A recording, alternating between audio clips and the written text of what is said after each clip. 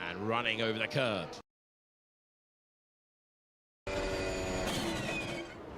Lando Norris with the lock-up into turn one. Seen plenty of those so far, that one generating a flat spot. The difference in speed on different laps with the deployment that Sam was talking about. Liam Lawson getting loose in the Racing Bulls. And a bit of overtaking as well. That was a question in the press conference in a moment, but Ferrari's wing attracting all of the attention, deliberately running upside down, then rotating back into position. But Lewis Hamilton had a lot of time curtailed in the car. Only 6 laps for him, 5 laps for him on an out lap as we speak to you. And here he is, as if by magic. We return to his out lap, so very little running earlier on. The screen's up at Ferrari, but the 5-time Bahrain Grand Prix winner out onto the circuit to begin his afternoon's run. And sometimes it can be a sleepy start to proceedings, but given the fact that he lost so much time, the 7-time world champion is out there. Let's put 4 hours on the clock and say good afternoon to Jolyon Palmer. Good afternoon, Alex Jakes. The boards are clearing at McLaren, where they've had a driver change. So we're expecting Oscar Piastri in the car once again this afternoon. No driver change at Ferrari, as you've seen. Lewis Hamilton back in for what will be his final session in the Ferrari in 2026 pre-season testing. And he has to get on with it. 5 laps earlier on. The most interesting thing, no, actually, you know what? In those 5 laps, the second most interesting thing he did behind the rear wing was the start at the end. And I'm really interested in the race starts for this year. We've documented well now how difficult these cars are to get off the line. The reason for that compared to last year is effectively a simple-ish one. Part of the energy recovery system has gone from last year. That's the MGUH. And now we've just left with the MGUK, the kinetic motor. The MGUH used to be used to spool up the turbo when the cars were idling and to get it ready for a launch. That is now gone with the regulation set. It's not road relevant. These power units have been used now for 12 years, and basically that seems to be a fairly obsolete technology in the wider world. So that's gone. And with it has gone the predictability of race starts and the ability of teams to spool up the turbo and get a good launch. So already we spoke yesterday at length about the new start, which is coming in with some lights indicating to the drivers when they're getting a warning, basically, when the lights are coming on now. But the launch earlier was fascinating to see. Hamilton get a really good launch, and the Mercedes and the McLaren at the front. McLaren not moving, Norris having an anti-stall, Russell having the opposite, which is a load of wheel spin and not moving as well. So that's the 2 parameters that you're trying to get around. Hamilton scythed through from 5th on the grid to lead, effectively. And Esteban Ocon started 9th and came through for 2nd. And remember, that is a Ferrari power unit in the back of the Haas. So Charles Leclerc has just been talking and saying, I think starts are difficult for everyone, but we have an advantage over most. We're on the upper end of where you can be. That was in one breath, and the other breath was overtaking might not be super straightforward initially. You combine those two, good starts, overtaking not being super straightforward, and a good car. And Ferrari in a combine those two, Alex, at the moment, especially if Lewis can start getting some laps on the board today. And I thought it was interesting that Charles Leclerc underlined that they had prioritised that they had gone deliberately in the direction of making sure their starts were strong. Lewis Hamilton into active aero. Oh. They have reverted the rear wing for now. So you know what? I think testing now in Formula One, it is. I've always asked the question: why does anyone bother sandbagging? This year, maybe there's a bit more reasons with some political skullduggery behind the scenes. But generally, as soon as anyone puts something on the car, the rest of the world are looking, whether it's photographers or cameras. And there we go, the old spec wing that had the full rotation. There we go, nice one. And the one that opened just on the last lap. We're going to get a nice back-to-back compare. We're going to go flipping. Slow-mo. very nice. But nowhere to hide when you do that now and the cameras are watching. So maybe a Barcelona shakedown would have been a better chance to do that if they possibly could. But the whole world has seen. Maybe it'll be no good, and it's just a simple test for Ferrari. But they did it straight out the box today. I'd have now reverted, it seems. Someone with a long lensed it from a hill in Barcelona. There's nothing escaping the watching eyes in Formula One. But yeah, they're reverting to the old spec. Fernando Alonso back out on track. 41 laps. His total. He's in the car all day. Lance Stroll in the press conference earlier saying they have ideas about what they need to fix. Is that team very much on the back foot, reliability-wise, lap count-wise. Lewis Hamilton back to his Ferrari team.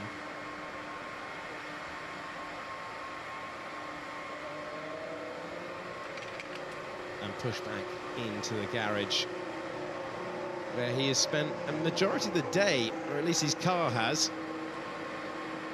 Charles Leclerc was asked for an update on why we didn't see as much running, and he said, well, I haven't even been at the track. I've been training with Pierre Gasly, and I haven't even been here, so I've not yet found out about Lewis Hamilton's day.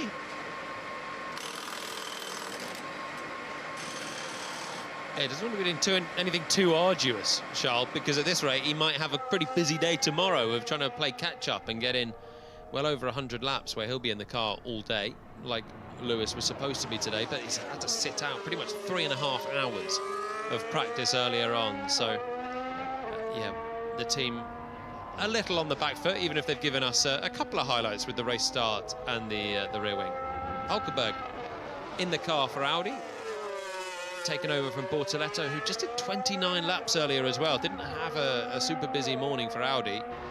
So that's a quick turnaround for their drivers, both quite tall, not having to massively change cockpit settings, I wouldn't have thought, between the two. And Nico now in the car, needing to get on with some laps as well. So normally this is the sleepier hour, but thankfully we've had Hamilton out, we've had Hulkenberg out, and Antonelli's on the track as well for Mercedes.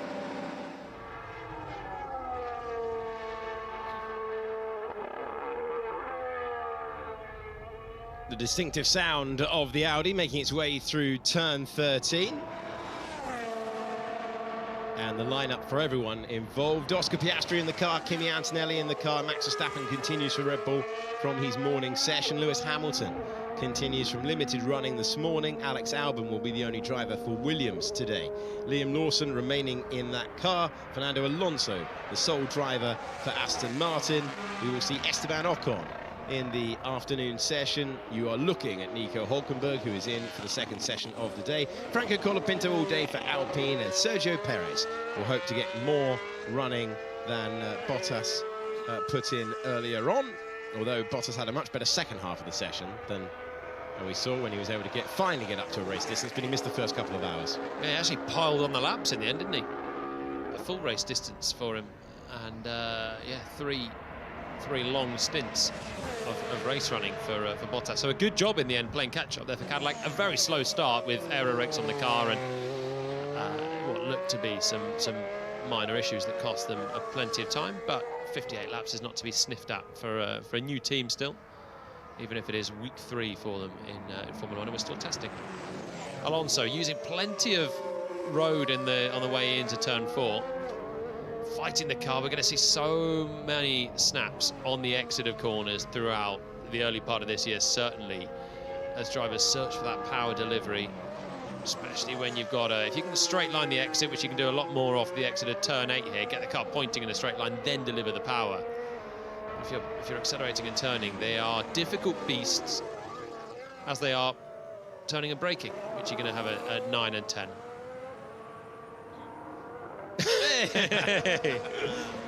Trick shot. I love it. Fernando Alonso appearing, just not the side we thought he would. Darting round the drone, having gone wide at turn 10. And rejoining so many drivers struggling to slow the car down for turn 10.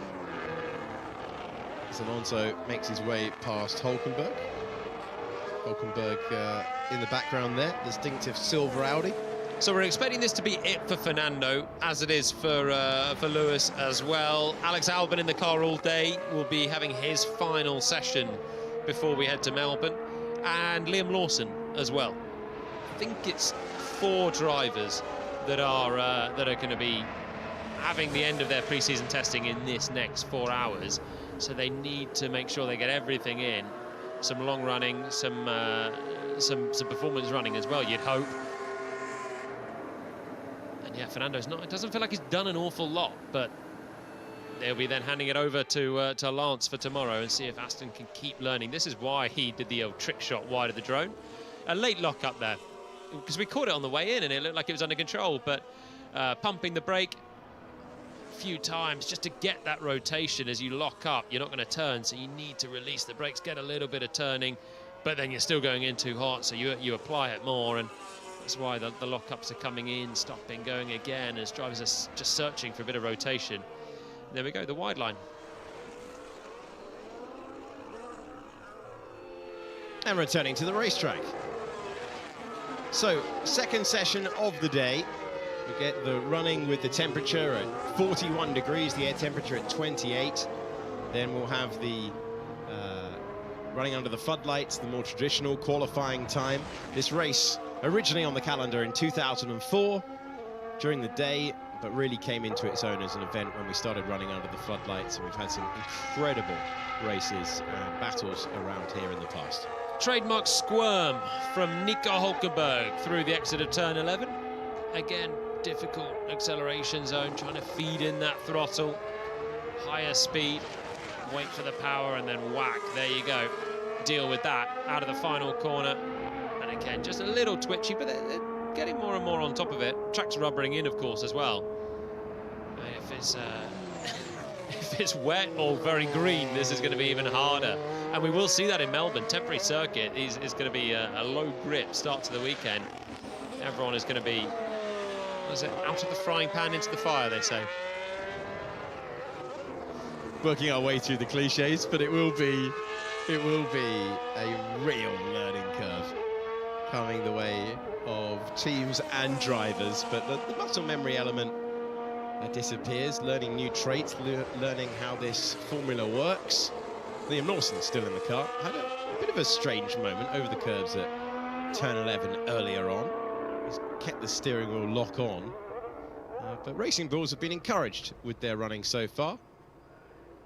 The team making positive noises. They're a team that traditionally start a season very well, and then maybe down to size of team or size of budget in the past weren't able to develop all the way through. But Isaac Hajar absolutely outstanding last year, on his way to the podium, and they were competitive at multiple races. Smacks of a Grand Prix coming up here for Lawson, a Grand Prix of 1 at the moment, but outlap comes through, couple of burnouts. This is race start time now, probably laden with fuel, bit of a wait, and then he will be off as we get another view of another Alonso lockup.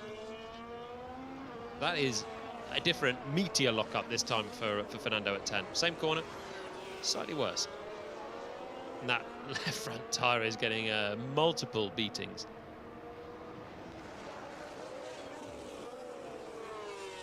And again off the road, but again rejoining. So Alonso just trying to get laps on the board. He's on 46 now, even if they're not clean, even if they're not working entirely well. The team just looking for every mile they can log. Rubbering in the apron on the outside there. More and more parts of the scenery are finding themselves being blackened with rubber now, aren't they? The entrance to turn 4 as well, everyone getting greedier.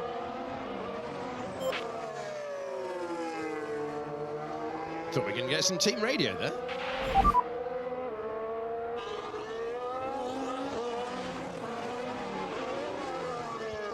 Yeah, you might be hearing that at home. Might just be us. It's a little bit early for madness at this stage of pre-season testing. Into the active aero straight zone. Hearing what?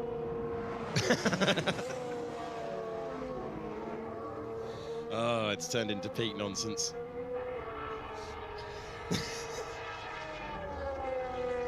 So from earlier on, Norris was top, Max Verstappen was in second. The 4-time world champion has just exited the timing line This is an out lap. He's currently doing a practice start at the end of the pit lane. See that out of the commentary box.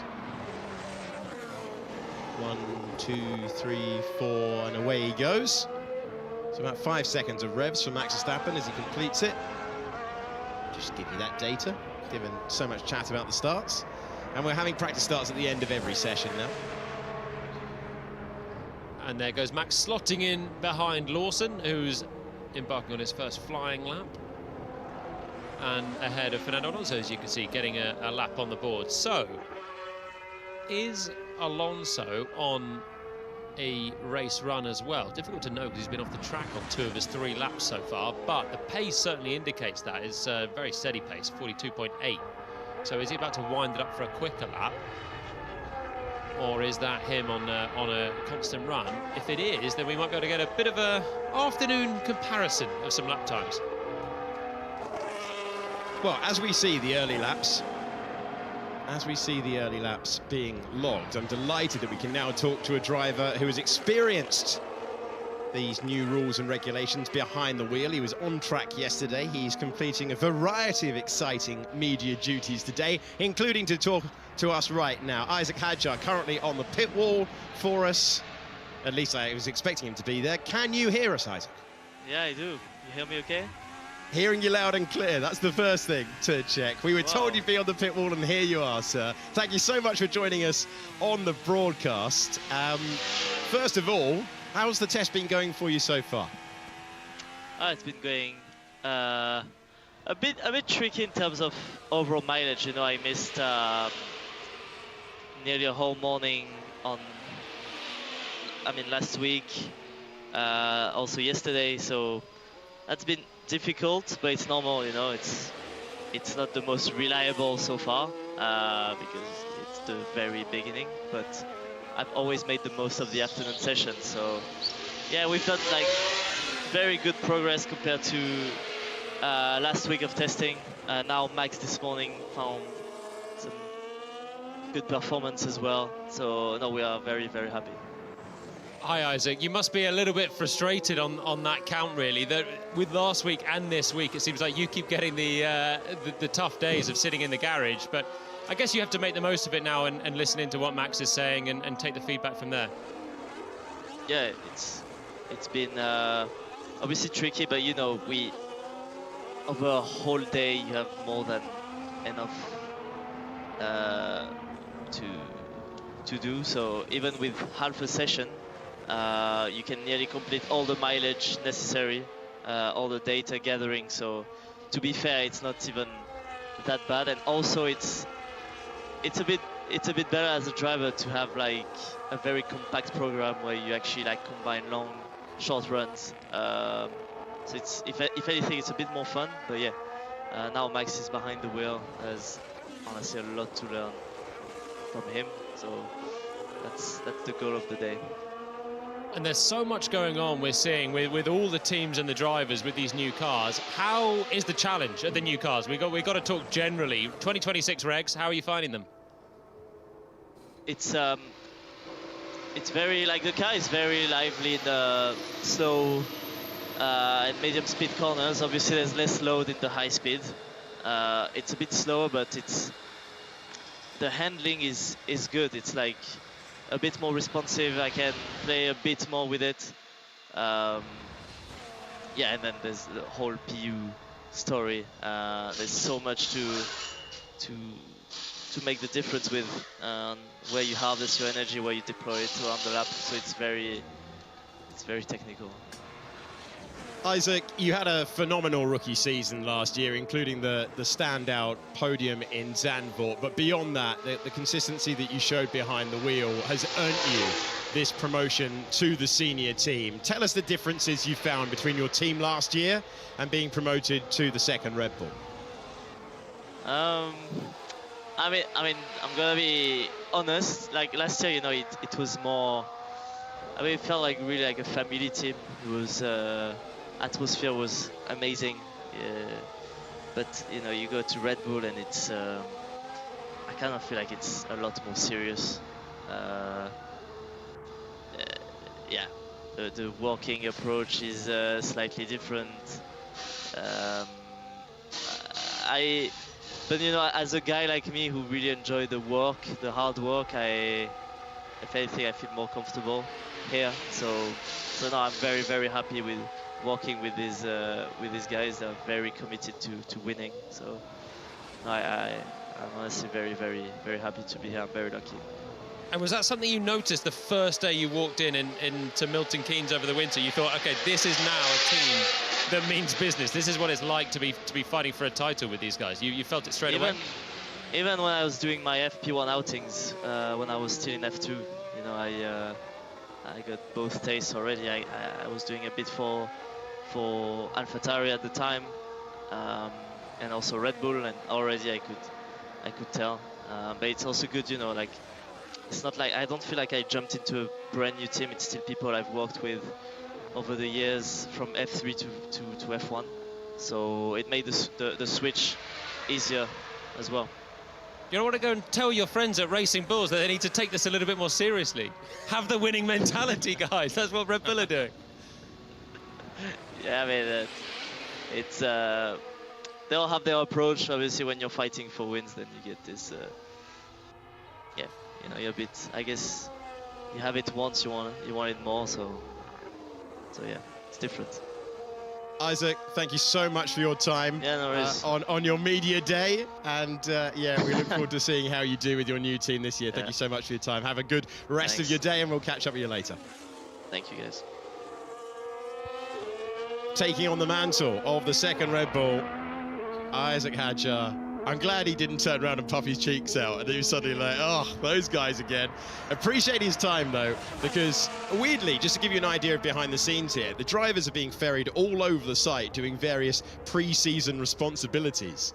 And he's been doing plenty of media appearances throughout the day, so we appreciate his time on the pit wall. His teammate Max Verstappen back to the pits as we were speaking to the new Red Bull second driver. Yeah, and it is good of him to speak because there is so much going on in this test for the drivers, even, as you say, even in their off days. But for Isaac, to understand what's going on with that car, there's still loads. Interesting, he says he actually doesn't mind if you have an issue, then it just means you pile on the laps in a short time and you can really dial in. So he quite likes just keeping things going, running in the car, which he did at the end of yesterday, managed to get a plenty of laps in at the end of the day.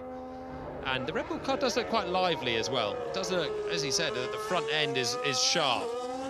They seem to have a really decent recharge and slowing it down, which is one of the traits that makes the paddock, and even Laura Mecki is speaking yesterday, that think that maybe it'll be suiting Max quite well because it's got that sharp front end. So it'll be interesting to see how Isaac deals with that as well. Back in the car tomorrow.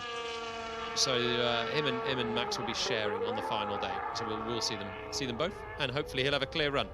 Yeah, going into his rookie season, there was no doubting his speed. He'd shown that in every category he'd ever been in, but how he was going to deal with the blows of Formula One when it didn't go well, and then to start your season in the barriers on the formation lap, you worried for a team that's famously ruthless with their driver program, that's famously ruthless with their drivers. But no, he's intent to come back immediately and show good pace at the next round, and then just to build all the way through. Also, I would say the intelligence of the answers. There were times last year when he was saying, "I know this is a easier car to set up than the Red Bull." Just very, very open and honest all the way through. You never have to guess his emotions, which I think is a very, very fun trait in a sports person. Yeah, there was a moment I thought he was going to be too honest in that interview. Well, the Racing Bulls atmosphere is great. The Red Bull, no. Different. We'll go with different. A winning mentality versus a family mentality. Yeah, that's true. It's the size of the team and the ambitions of the team, I guess. His former team with Liam Lawson have a lock-up, end of braking. Not such a catastrophic lock-up, that one. As you can see, stayed on the track. We've seen a lot more meaty lock-ups. That one just a little old-school sniff of a lock at the end of the braking. 41.1 Lawson on the last lap. Alonso a 43.4. So both seem to be on long runs. Alonso has done a few more laps than Lawson. He's on a different tyre. May well be on a different fuel load. We do not know, but there is a gulf between the pace of the Racing Bulls and the Aston Martin right now out on circuit. Both on longer runs of sorts.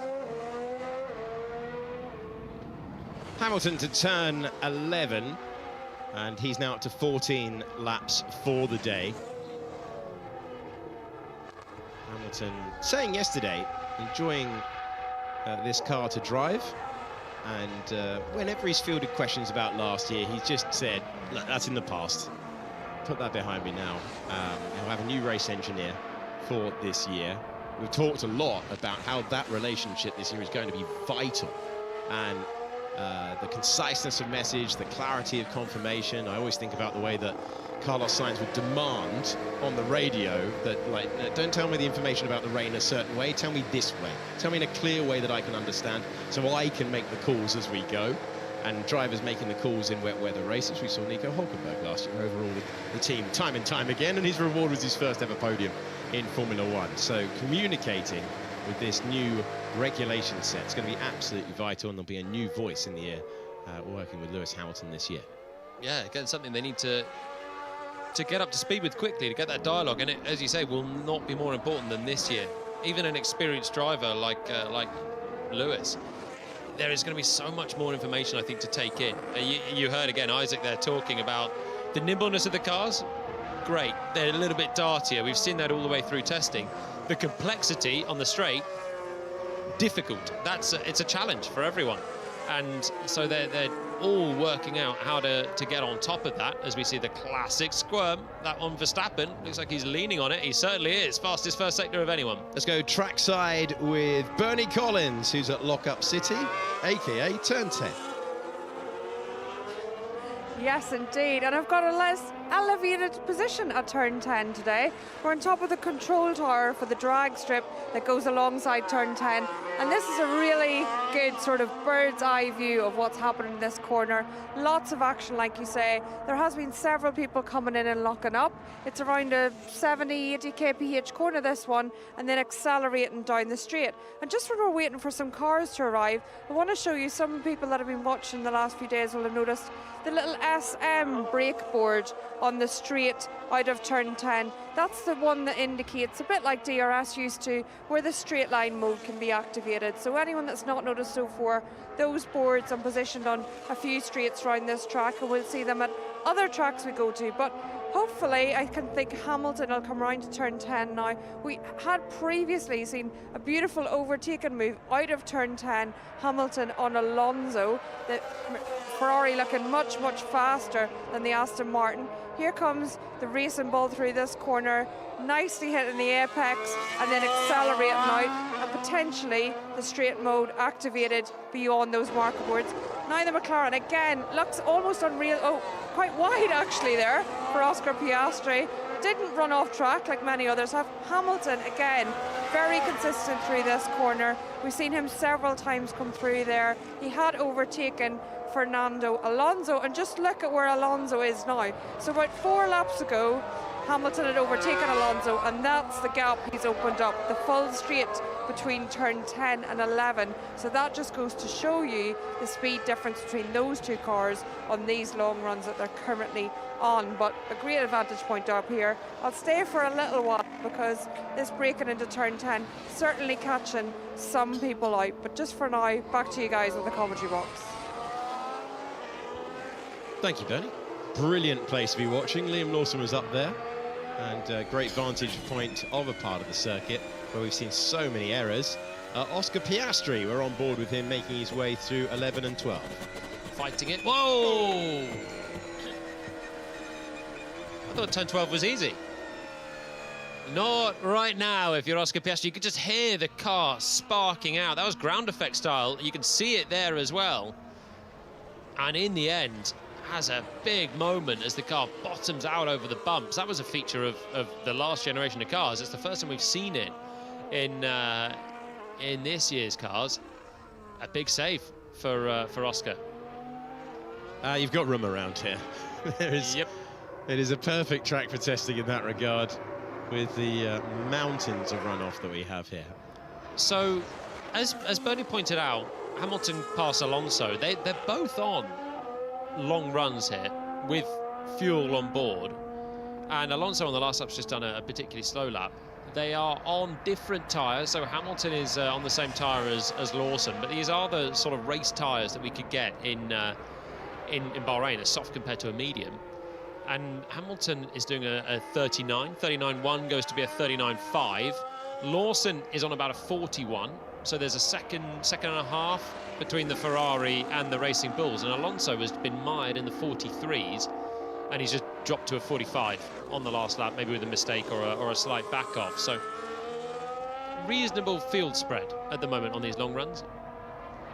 It's difficult to read in too much until we know they're doing a full Grand Prix distance, and when we do, then we know that that is probably the fuel that they've got on board. So then that becomes our most interesting indicator of true pace, because it's difficult to hide the fuel when you're filling the tank and sending it for 57 laps. Lawson continues 41.7, so the bit of drop-off coming for him on the C3s, and still a couple of seconds down on Lewis Hamilton. I think we're going to have to get used to the idea that those record-breaking gaps in Q1 and in the race, the tightness of the field is about to go wide open again with the rule change. And I'm sure as the rules stay stable, everyone gets used to it, it'll shrink back again. But this year, there's going to be some gaps.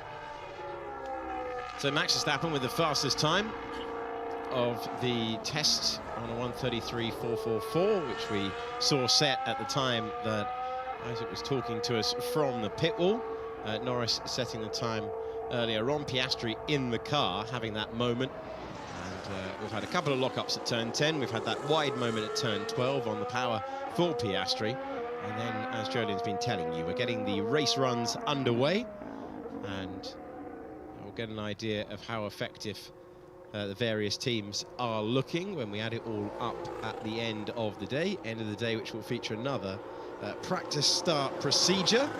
We'll get a read on whether the Ferrari powered cars can replicate what they did at the end of the morning session.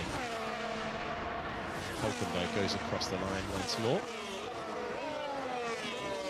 Veteran driver extending his career with a works team as well.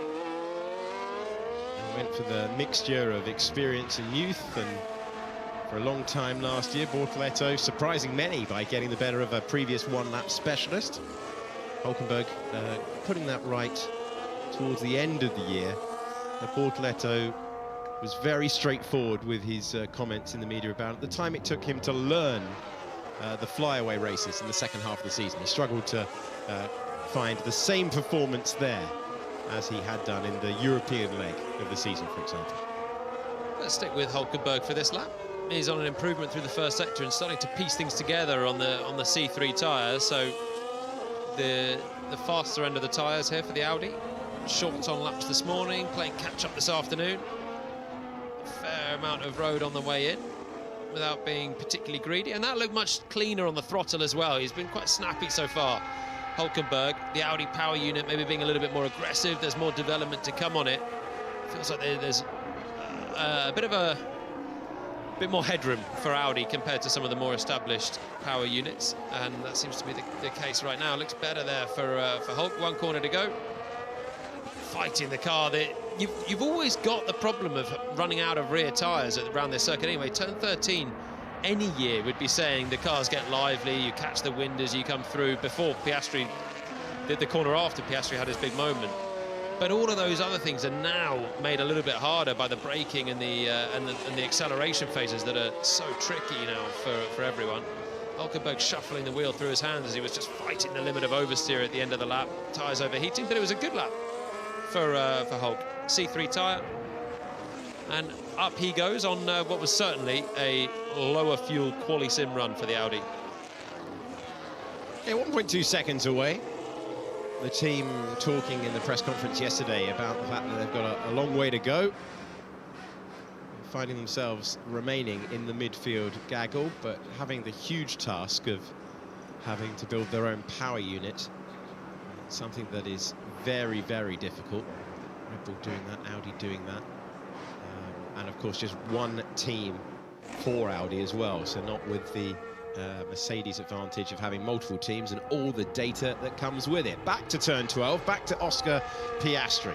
He finds himself going through, car running as low as possible. Yeah, we've been talking about the difference that we're going to go back not to the Venturi tunnels underneath the car, not to the aerodynamic phenomenon that sucked it to the floor, but they are still, of course, running the central part of the car as low as possible, just not having the entire floor playing as big a part. We showed you the rate comparisons earlier on, and we're showing you Oscar Piastri now go over the line and improve up to 9th position.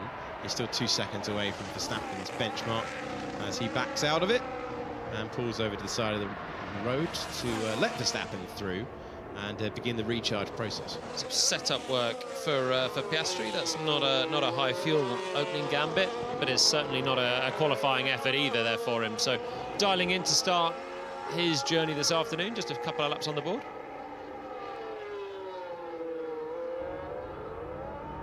Verstappen was out there again on the prototype tyre, so I wasn't sure if he was about to launch into another flyer, but I don't think he is. He's still circulating, but he's been through the pits, not improving or not near an improvement.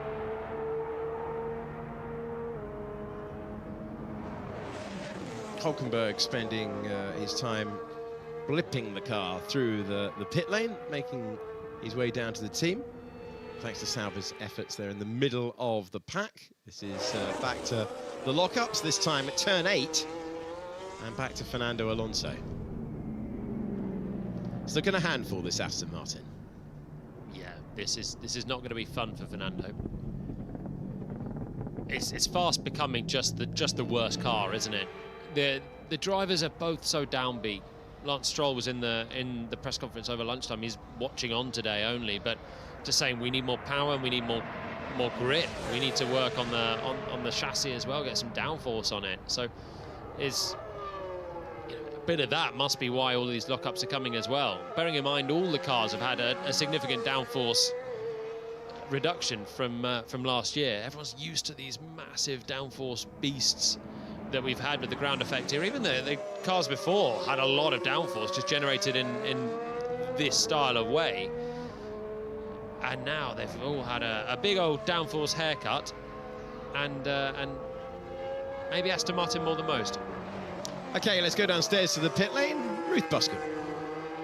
Yes, well, we are down here in the Ferrari pit lane and we're expecting to see a live practice pit stop as part of a race simulation as Sir Lewis Hamilton heads back out down the pit lane to continue his racing with a different rear wing than the rear wing configuration he was running this morning that hit headlights. And why did it hit headlights? Well, it was a Retorno al Futuro, Back to the Future, and the rear wing literally rotated 270 degrees. Now, why is that cool? Well, because the upper flat rotates under aerodynamic load, which effectively means that it creates a self-adjusting profile. Why is that cool? It's because as you get to the end of the straight, you're able to shed downforce. You're able to shed drag, which means you're able to keep it open and then close. Have we seen this before? Yes, we have. Circa 2006 with BAR, I believe Can-Am in 1966. And this aerodynamic concept should help to improve the braking at a cost of a little bit more drag. Now, why is it off the car this afternoon? Now, assuming everything looked good, it looked to give him around 8 kph speed advantage. It could be that it's just a test item for maybe only a few circuits that have got specific trade-offs in terms of the aero characteristics where you want less traction sensitivity. This afternoon's race sim might be more focused on having as close to running as you're expecting. Now, what are the engineers doing in a race sim? If we look over to the pit wall, we can see that we're trying to get as close as possible to the conditions that you're going to have in a race, which is why you see a lot of the mechanics go out there with their helmets on, ready to do the pit stops. And why do they have it at this time of day? Well, not only are we closest to the race conditions, it's also the time of day when you have a day shift and the night shift mechanics in every single one of the Formula One teams have their crossover period, with the night shift coming in, working all the way through to the day shift coming in the morning. And you need both crews, so both sides of the garage, to be able to do a full race pit stop. You can do it with only half the crew. That's what we do in qualifying. But actually, you get much better numbers, much better representation. We've got a brand new front wing actuator system this year if you have both crews. And the track temperatures start to fall. So it's a little bit more representative for those tyres, even if right now it's a little bit hotter than we would ever normally see during the Bahrain Grand Prix, which happens at 5 p.m, 5:30 after the sun sets. Thank you, Ruth. Thorough update of where things stand at the moment for both the teams, the drivers, and those on the pit wall poring over the data. the main eye-catching talking point of the day so far has been the wing that belongs to Lewis Hamilton's Ferrari. Fred Vasseur, his team principal, was asked about it in the press conference. I think everybody is doing innovation. Sometimes it's visible, sometimes it's not. I'm sure that all our competitors and everybody on the grid is doing exactly the same. That it's true that the last 2 bits that we bought on track were visible from outside, but it's not a big difference with the others. And I don't know if it will be for Melbourne or for the next one. This is what caught the eye earlier on. How about that? Rotating round and then setting back to position. So active aero, spinning round. So if all the cars copy Ferrari, it's going to look like synchronized swimming or something when they all pirouette the wings at the same time. Bearing in mind they're allowed to all run there. It's not like DRS, so they are every straight going to be just dancing the wings around. It's also going to be painful if you get something that... You remember Yuki Tsunoda when he had an issue with it in Baku a couple of years ago where the element just stuck. You don't want the element sticking upside down. That's race ruiner, say goodbye. That is. That's come in and park it and hope that they can reset it. Sam Collins, what do you reckon when it comes to the wing that you spotted earlier on first? Well, I think it's a really great innovation. It's surprising to hear that Ferrari are thinking maybe don't bring it here, maybe bring it to race 2. That's, everybody's seen it now, so if it worked, bring it. That's a curious one. But on the subject of the wings getting stuck, it's a distinct possibility with these cars, and that will change the level of downforce on the car quite significantly. There were some comments from Mario Isola of Pirelli last week talking about if the wing on one of these cars gets stuck in corner mode rather than straight mode, the car will be going down the straight, generating a lot more downforce than it otherwise would do when the wings are open like this on the Racing Bull. And Pirelli have had to design the tyres with that in mind, so they should be able to withstand the load going through the tyres with the wing closed as well as open. But on top of that, Pirelli have found that when the wings transition from straight mode to corner mode, there's a sudden spike in rear downforce. And again, that's something they're going to have to deal with the tyres. And all of this is going to play into race strategies, how tyre wear plays out. And then, of course, if it rains, you don't get to use the wings in the same way, and that changes it all over again. So the whole aerodynamic mix is really muddled up by these movable wings, and I think it's fantastic to see. And the teams are now all having to think out of the box. They've looked at Ferrari's flippy roundy wing, and they're now having to try and work out in their own heads, and there'll be lots of people with their sketch pads out across all of the factories and up and down in the paddock trying to sketch out a mechanism to make it work, because the mechanism on that Ferrari wing is going to be pretty substantial, because it's got to be really strong to resist all of those loads, because at some point that wing is pointing directly into the wind at the best part of 300 kph. That's a lot of load for it without it braking, so it's got to be a bit chunky, it's got to be a bit heavy. And when all of the cars, as we understand it, are slightly overweight, putting extra weight that high up on the car isn't ideal. So it's a bit of a challenge for everybody. Thank you, Sam. If a wing gets stuck in either corner mode or straight mode, it's game over. You just can't be competitive, because that is the exact purpose of this wing. It's the best of both. You have low drag for the straights, high downforce for the corners. As soon as you're either going to be horrifically slow on the straights, or you're going to be absolutely nowhere with tiny amount of downforce for the corners. There's no way it's workable in anywhere if that thing gets stuck in one way or another. Last year, if you got stuck without DRS, it's not an absolute disaster. Yeah, overtaking will become probably impossible, but you can still navigate the corners as well. If you got stuck with the DRS open, difficult, but maybe someone like Monza or a Baku, when you've got a low downforce wing anyway, it might be doable. At least you'd be really quick on the straights.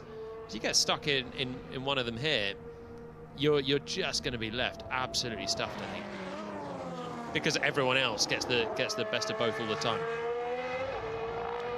We're watching Fernando Alonso continuing on around the circuit. Alonso today now running to lap 63 on a long run here. He's been out there for a while. Sam, you've got some thoughts on the Aston Martin? Yeah, just some observations, really. You can see the car running around the track now. If you look at the cooling exits on the rear bodywork, you'll see it really clearly as we go past the camera now. Those gills at the rear bodywork and those openings.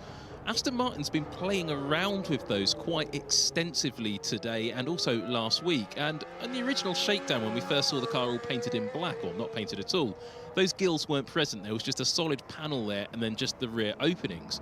But Aston Martin consistently since then, with a short exception earlier today, had blanked off those had those gills open, but they blanked them off briefly today, but they've opened them up again.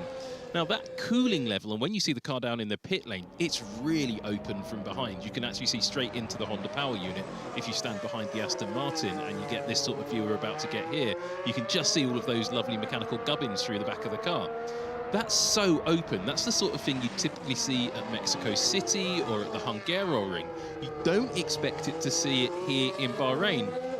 Yes, we're in the middle of the desert. Yes, it's 28 degrees centigrade, but the track temperature is 37.8 right now. That's not incredibly hot by Formula One standards. And yet the car looks to be running an extremely high level of cooling. And that is going to be a big concern for the Aston Martin team, because the more cooling you run, the more drag you generate. Now, you've looked at the Aston Martin. Next time it comes out on track, I'd encourage you to look at the rear end of the Alpine, which barely has any cooling outlets at all. It's a really interesting comparison between those two extremes. The McLaren's quite tight on top of that as well. So there's good news for Aston Martin in as much as they're running round. We've seen Alonso now 64 laps for the day, circulating. There is bad news for Aston Martin in what I'm seeing, which is a 1 to 2 seconds per lap deficit to Lawson's Racing Bulls effort. Alonso on his first run ran the hard tyre, 16 laps. Lawson ran the medium tyre, 15 laps. They both come through for a pit stop. They're both out now on the hard tyre, new hard tyre. So it appears like they're both doing a race run. There are things that maybe the power units turned down from Aston Martin. There might yet be a fuel discrepancy, but there is a big gulf between Aston Martin in terms of lap time on this run and Lawson in the Racing Bulls. Hamilton is on another run. We saw the pit stop that he put in to change. He did exactly the same first length run as Antonelli in the Mercedes. Initially, I thought Hamilton was looking very quick. It was a good run. I think Antonelli's was quicker. Haven't got the full numbers, different tyres. Hamilton's getting on his way now in this second stint of their Grand Prix, but Antonelli, I would say, was a good chunk quicker in the Mercedes. Getting an idea of the pecking order for Formula One in 2026. Just the remaining 3 hours and 12 minutes today, 8 hours tomorrow, then we're heading to FP1. And any chance of sandbagging, disguising your pace, any chance of making up for lost time, disappearing. Yeah, Aston Martin, against all expectations. You used to be able to drive into Silverstone and totally miss the facility. You wouldn't, if you were looking for it, you'd know it was there, but you could sometimes drive into the circuit and you wouldn't know there was a Formula One team based just down the road on the right when you go into the main entrance towards what used to be Bridge Corner. Now you absolutely cannot miss it on the way into Aston Martin, building upon building, state-of-the-art facilities, own wind tunnel as well, massive investment that's gone in there, new regulations, and they will obviously improve hand on over fist as they progress through the season, update the car. Fernando Alonso has spoken extensively about the fact that they have total belief that they will eventually have the best chassis, and then all the same, with all of that said, they are still right now trying to find just competitive times around the circuit. Yeah, I think they're in a battle to not be last in Melbourne with Cadillac, and it's not looking easy. But as you say, and as they say, and we all know, Adrian Newey's joined the team. He has got such an incredible CV. As Fernando says, he's going to find a way to make this car quick, and then it's up to Honda to sort out the PU as well. It's just going to take a bit of time. Another team doing their own power unit from scratch. Audi about to release Nico Hülkenberg back into the pit lane. Sam, though, you got a point that we were referencing yesterday in commentary about the Ferrari and the fumes out the back of the Ferrari being visible throughout. Yeah, I'm sure the question's coming in constantly because it's so visible, the smoke out the back of the Ferrari. Let's see what Liam Lawson's doing first, though. Turn 10. Oh, something different. Chuck in a bit of variety into turn 10. How about Hulkenberg? There we go, back to a lockup. Oversteering moment for Lawson, caught it. Lock up for Hulkenberg, lock up for Antonelli. So drivers try to find consistency of braking across multiple laps. It is proving extremely difficult, even by the usual standards of this racetrack. We'll try and pick up the Ferrari for you, Sam, if possible, and have a look at the fumes out of the back. We're watching the outlap of the Audi, but it's noticeable, isn't it, throughout their running?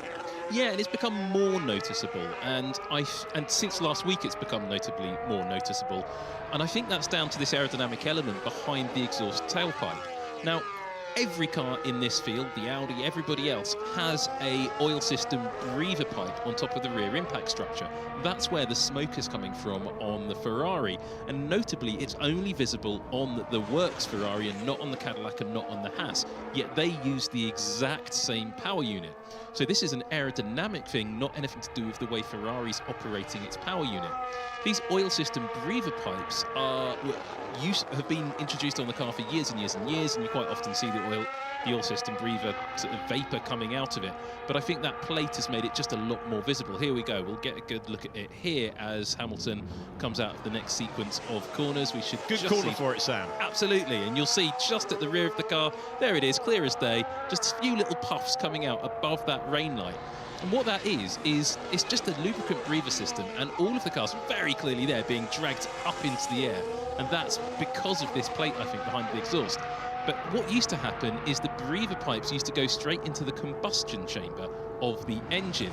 Now, some teams were apparently putting a bit too much oil into the breather pipes to get a bit more combustible gas into the combustion chamber, which in a fuel flow or energy flow limited formula gives you a little bit more power. But it's a little bit naughty to do that. You're not really meant to get extra power that way.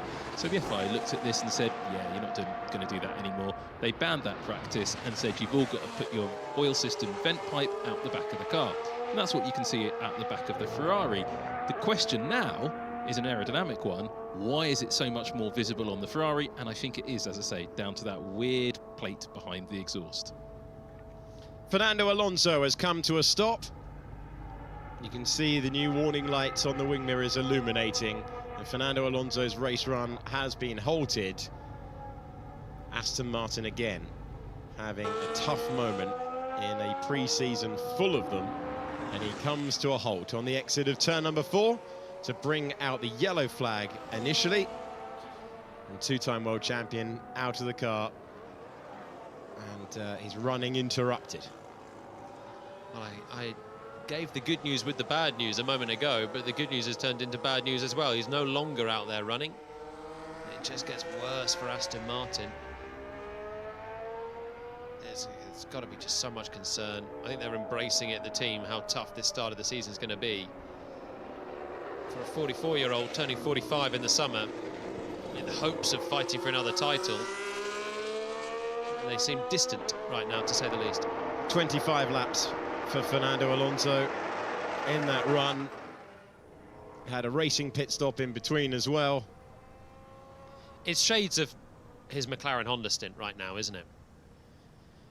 No, I hope not, but you're absolutely Unfortunately, right. you have to draw the comparison. Let's have a listen in.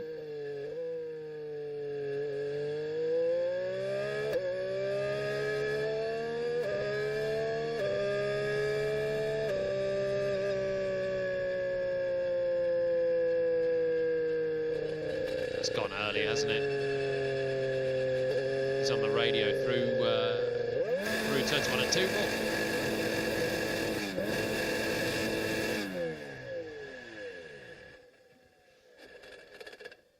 That is the end of his race run simulation, Sam. I've got two observations. That first one you can see on screen. I think Alonso's got a special fairing on his helmet to elongate it a bit more. I don't remember them running that last year, so I think they've changed that just for aero reasons. You can see on top of his head there quite clearly.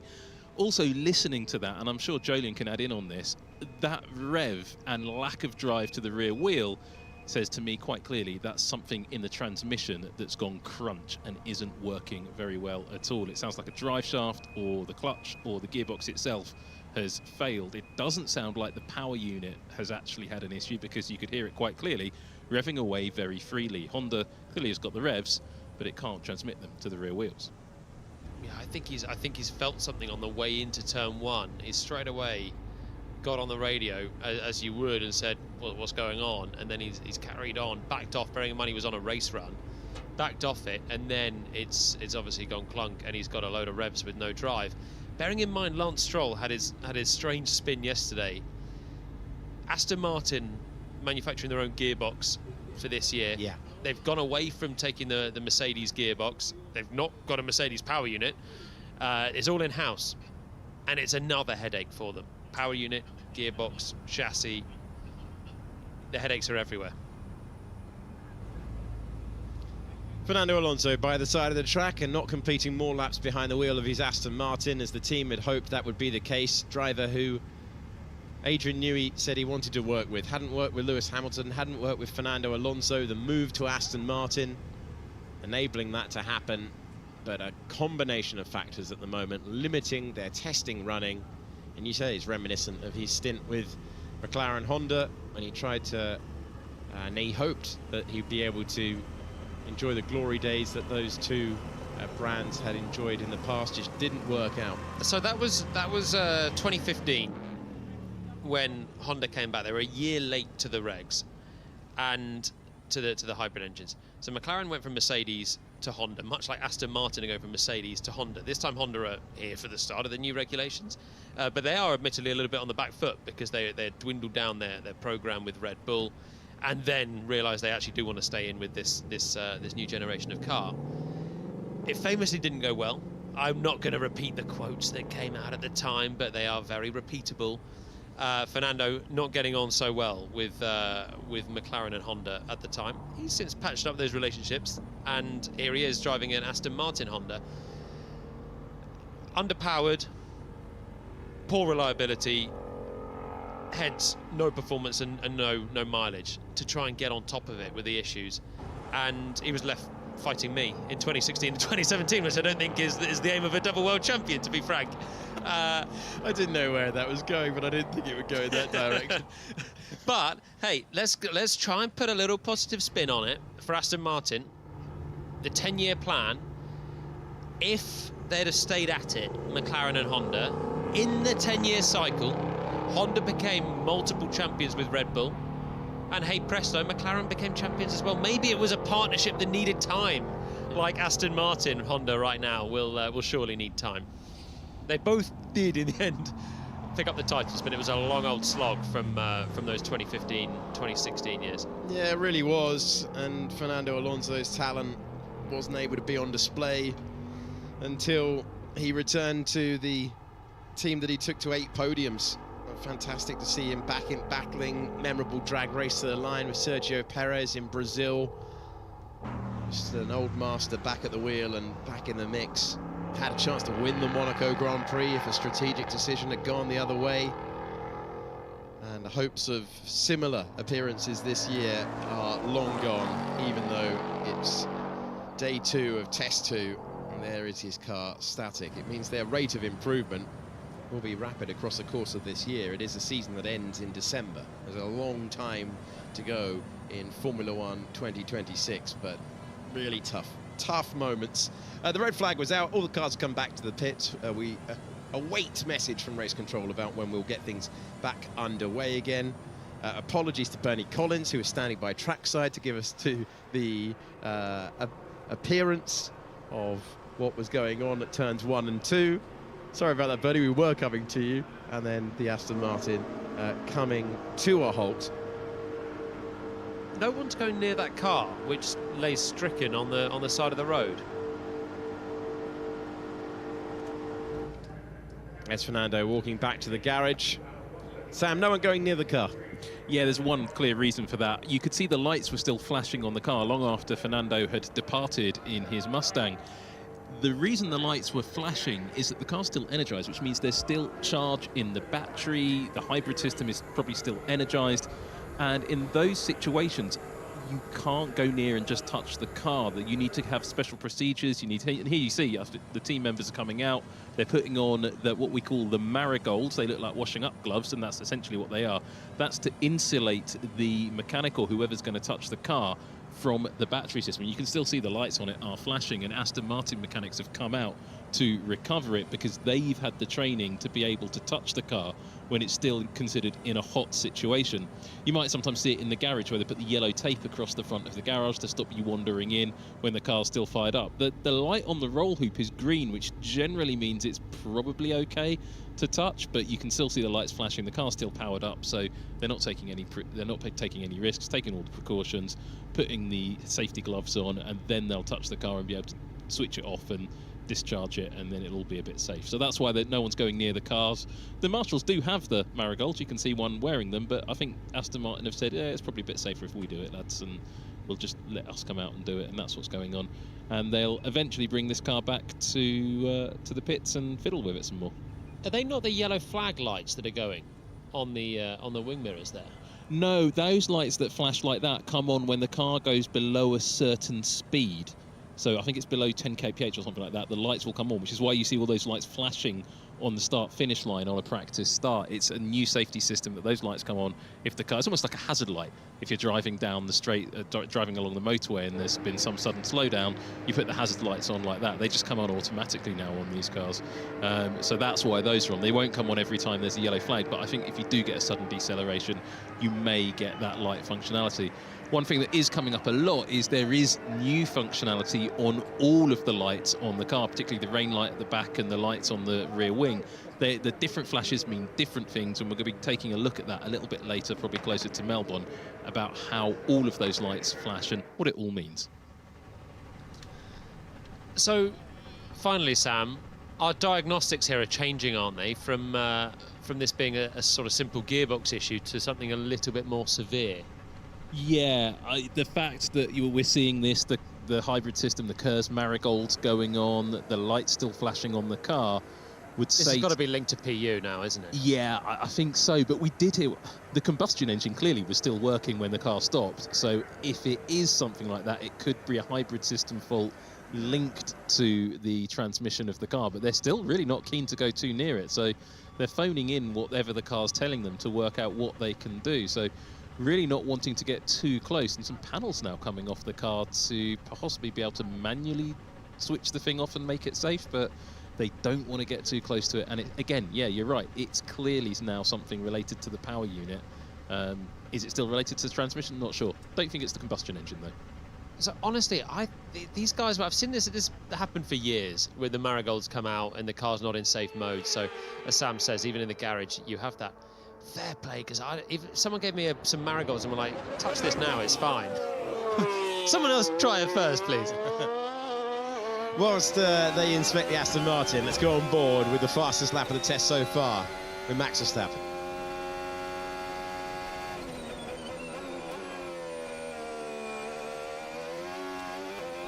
So, having that oversteer, we actually caught that off board initially on the as he was doing it live. That oversteer, he's in a low gear, and then he's holding that gear as well, crawling over the curbs as they're all starting to abuse now. And again, low gear through turn 8. So I think he's down to first there. Let's listen into this.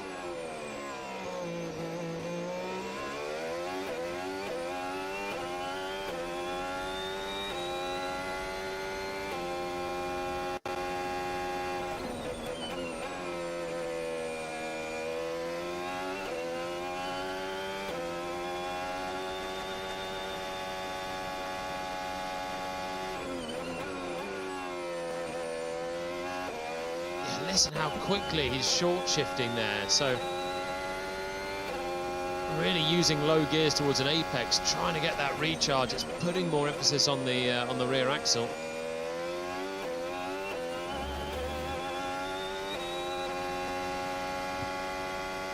Neat and tidy, but the gear usage still for the Red Bull is eye-catching compared to everyone else. Yeah, Max Verstappen going a different way very early on in the test last week. Then other drivers tried it. Some have stuck with it, some have not. Verstappen finding a different route to performance for others. Ford and Red Bull doing their own power unit with an extensive regulation change and conversation between Jos, Max and GP. Many reports linking GP away from the role that he is held for a long time, but he remains in the garage and remains in conversation. We spoke to Isaac Hajar earlier on. We're going to speak to another driver, Ollie Bearman. Hopefully can hear us. He is on the pit wall, I believe, at this moment. Ollie, can you hear us loud and clear? Radio check. Yeah, here we go. Great to speak to you, sir. How has your experience of Formula One in 2026 been so far? It's certainly been interesting. First of all, happy to be back on track. That's really nice. Oh, sorry. Yeah, it's been really nice to be back on track. The test in Barcelona was one thing, but now, you know, we're in quite representative conditions here with the weather. So it's been positive. You've been busy out there, Ollie. Talk us through driving these new cars from your perspective. I mean, yeah, it's a bit of a change, that's for sure. First thing, you know, we have less downforce than what we've been used to over the years. So that's really the first thing to get used to. But the biggest difference is, of course, the power and the way that you deploy the power across the lap. So on corner exit, you have an incredible amount of power. At the end of the straight, you also have an incredible amount of power, but in the other direction. So it's interesting. You really have to drive consciously at this stage. It doesn't really make total sense yet, but that's because we've been used to this one way of doing things, and obviously the new way is not going to feel natural after having driven the car for 3 days. Have you got a feeling of when it might start to feel natural? Are you already in your days in the car starting to understand the feeling of the cars, the way that you've got to drive them? Yeah, and you know, this track is one of the ones where the delta between last year and this year is smaller, you know, because it's quite easy to recharge the energy around here. So particularly on the quali lap, but even on the consecutive laps, you know, it's not a crazy amount of derating, it's not a crazy amount of clipping compared to what we might experience in say Melbourne, just because, you know, we are recharging in the braking zones and there are plenty of them around here. So it's not been a huge difference here. I expect it to feel bigger at some other circuits, but you know, coming into this test and having had a few days to kind of go away from the track and consolidate everything that we've learned, I've already felt a bit more at home and a bit more natural getting back in the car this week. Ollie, just wondering, the second half of the season that you had last year, would you have preferred maybe the regulation set to extend by 1 year so that you could put all that you learned in your rookie season to effect for a second campaign, or are you happy to get the reset that everyone's got, try and build for your second full year in the sport? Yeah, I mean, it's not up to me at the end. What I would have liked is probably a continuation, but I'm really happy that I finished in you know, my best form was at the end of the year. That's super positive, and you know, it's not that everything I learned last year is thrown away. It's still incredibly useful, and I'm even finding that now, myself now compared to myself 12 months ago, I'm so much more aware of what's going on, and I have a much clearer idea. So that's really positive. And you still got another half day in the car tomorrow to try and get onto final terms. But the big question is where are Haas going to stack up? A lot of people are saying good things. The car looks good out there. Where do you reckon you are? I think we're at least in the top two. You know, yeah. maybe second or third. No, I wish. No, it's super clear that the top 4 teams are a decent chunk ahead of the rest of us. That was clear already from Barcelona. In terms of where do we stack up to our, hopefully our competition, it's a bit more challenging to understand. The gaps are very close, that's for sure, but it always depends on fuel load, engine mode, and obviously the recovery is a huge thing, and a huge variable as well. So we hope that we come out on the right side of it. There's no guarantees until really we get in the car in Australia. but I'm feeling hopeful, and we're learning a lot about this car, and I think the main thing is to continue to focus on ourselves, try to extract all of the performance we can out of this car, and if we do that, then I hope that we'll be in a good place in 2 weeks' time. Points in Melbourne. Podium in Melbourne. Yeah, we love it.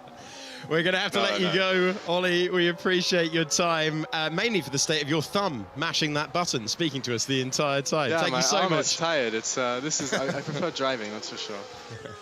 Thank you so much for your time. Thanks, we'll guys. speak See to you you later. throughout the season. Ollie Bearman, preparing for his second full season in Formula One. Lovely, healthy dollop of British sarcasm chucked in there with his feedback about how things were going. And they don't talk enough, I think, the drivers, about appreciating the physicality you need to commentate. It is tough, you know, holding the microphone, making sure you're on air at times. There's too much about this drivers need to be fit stuff, but it's rigorous, our training routine as well, isn't it?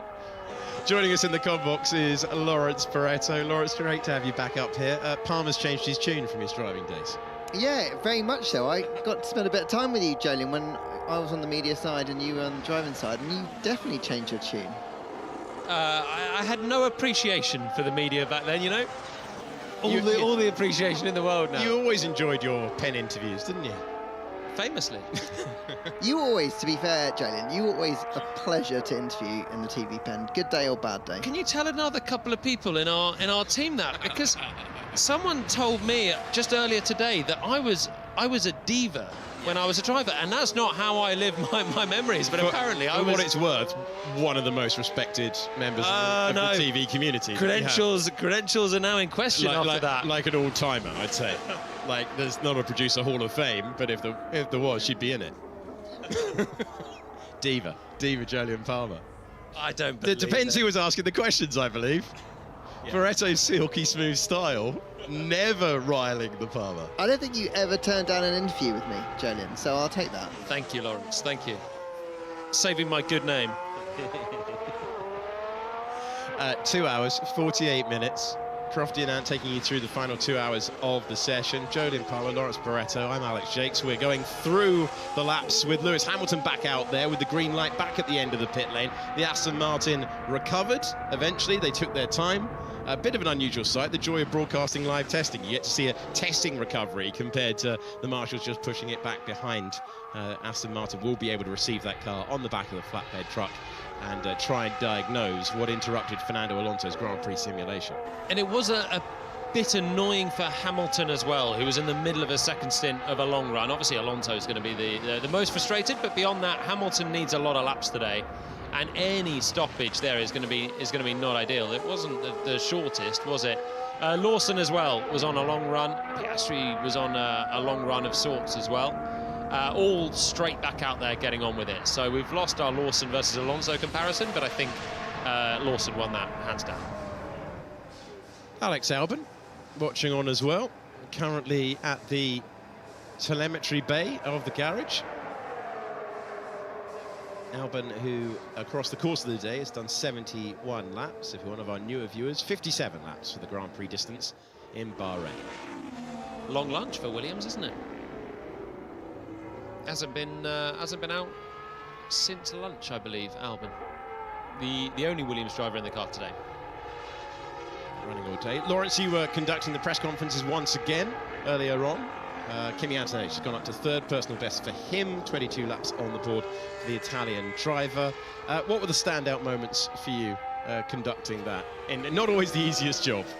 Not always the easiest job, but a fun one nonetheless. Fred Vasseur was quite keen to get the press conference done and dusted because obviously Ferrari spent very little time out on track this morning, and he didn't want to be pulled away from the engineering briefings to understand what he described as a small issue, but one which obviously limited them to just 5 laps this morning. They had that new component on the car that's caught everyone's attention, but aside from what's going on at testing, there's parts going out to Australia, he was saying today. The engine's getting boxed up in a couple of days. There's just a lot of like logistical stuff that, you know, a team principal's got to be having oversight over, and that was his kind of focus at the minute, and he probably wasn't as keen to be talking to the media, and more specifically me at the time. But obviously he'll be happy to have seen that Lewis is out on track up to 35 laps at the minute. And aside from that kind of issue that they had, generally speaking, it's been a very good test for Ferrari. I think the mood in the team has been really positive. I think the way they're carrying themselves has been really encouraging. And I think there is, while he points to the Silver Arrows, Mercedes and McLaren as genuine rivals, I think they do believe they're really very much in the mix to be fighting for proper silverware from the off. Would be a big turnaround for the team that had a chastening end to the 2025 season. More and more people starting to suggest that Ferrari and Mercedes are maybe a breakaway two of the big four. Zach Brown was one, wasn't he? Said the red and the Silver Arrows are maybe slightly ahead. McLaren have looked good as well, but I've had that from a few teams now starting to think that Red Bull, good, obviously Max is top of the times, but still with a little bit to unlock, and that the Ferrari and Mercedes are the two threats. Yeah, I think for me, for the top four, Red Bull seem to be a little bit more, it's a bit more uncertain where Red Bull stand, but I do think more and more people are putting McLaren in P4. I think they obviously had that tough push towards the end of last year, fighting for the Drivers' Championship right until the last race. I think a lot of their focus was making sure they defended that Constructors' title as well. And they are an independent team who don't have the benefit of having in-house power unit where they can have that kind of integration from the very blank sheet of paper that they have when they're creating a design. So I think there will be some areas where they're lacking relative to a Mercedes or a Ferrari. Max Verstappen with the fastest time so far, the 1:33.162, so at the exact moment that Oscar Piastri was setting his personal best, which is a 1:33.624. Max Verstappen now up to 71 laps for the day. Oscar Piastri only in the car for the second session of the day on 16 laps, but Verstappen setting that time on the C3 tyre as well. Yeah, Piastri's time on the C2 is a good lap. For what it's worth, when you consider Verstappen's just on the best lap of the test there, they're both finding a bit of time. Antonelli now gets on with what looks to be a low fuel run for him, having done a good few laps on high fuel, a 13-lap stint, and then stopped with Alonso's red flag, and now he's back in straight into low fuel on an out lap, so we'll keep an eye in case he's going to do another fast one coming up. This is Max Verstappen with the new fastest lap. We go on board with him to turn number 1.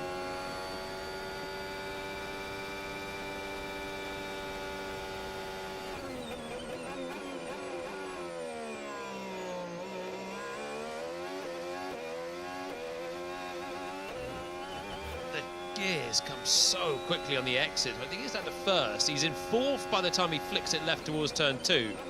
Builds it more again into turn 4.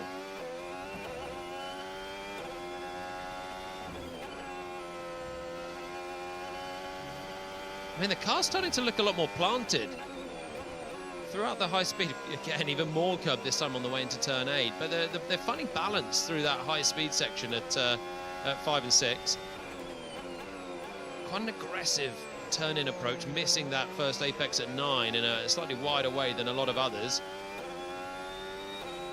Again, drilling it up the gears because they've used so much engine braking on the way in with the Red Bull.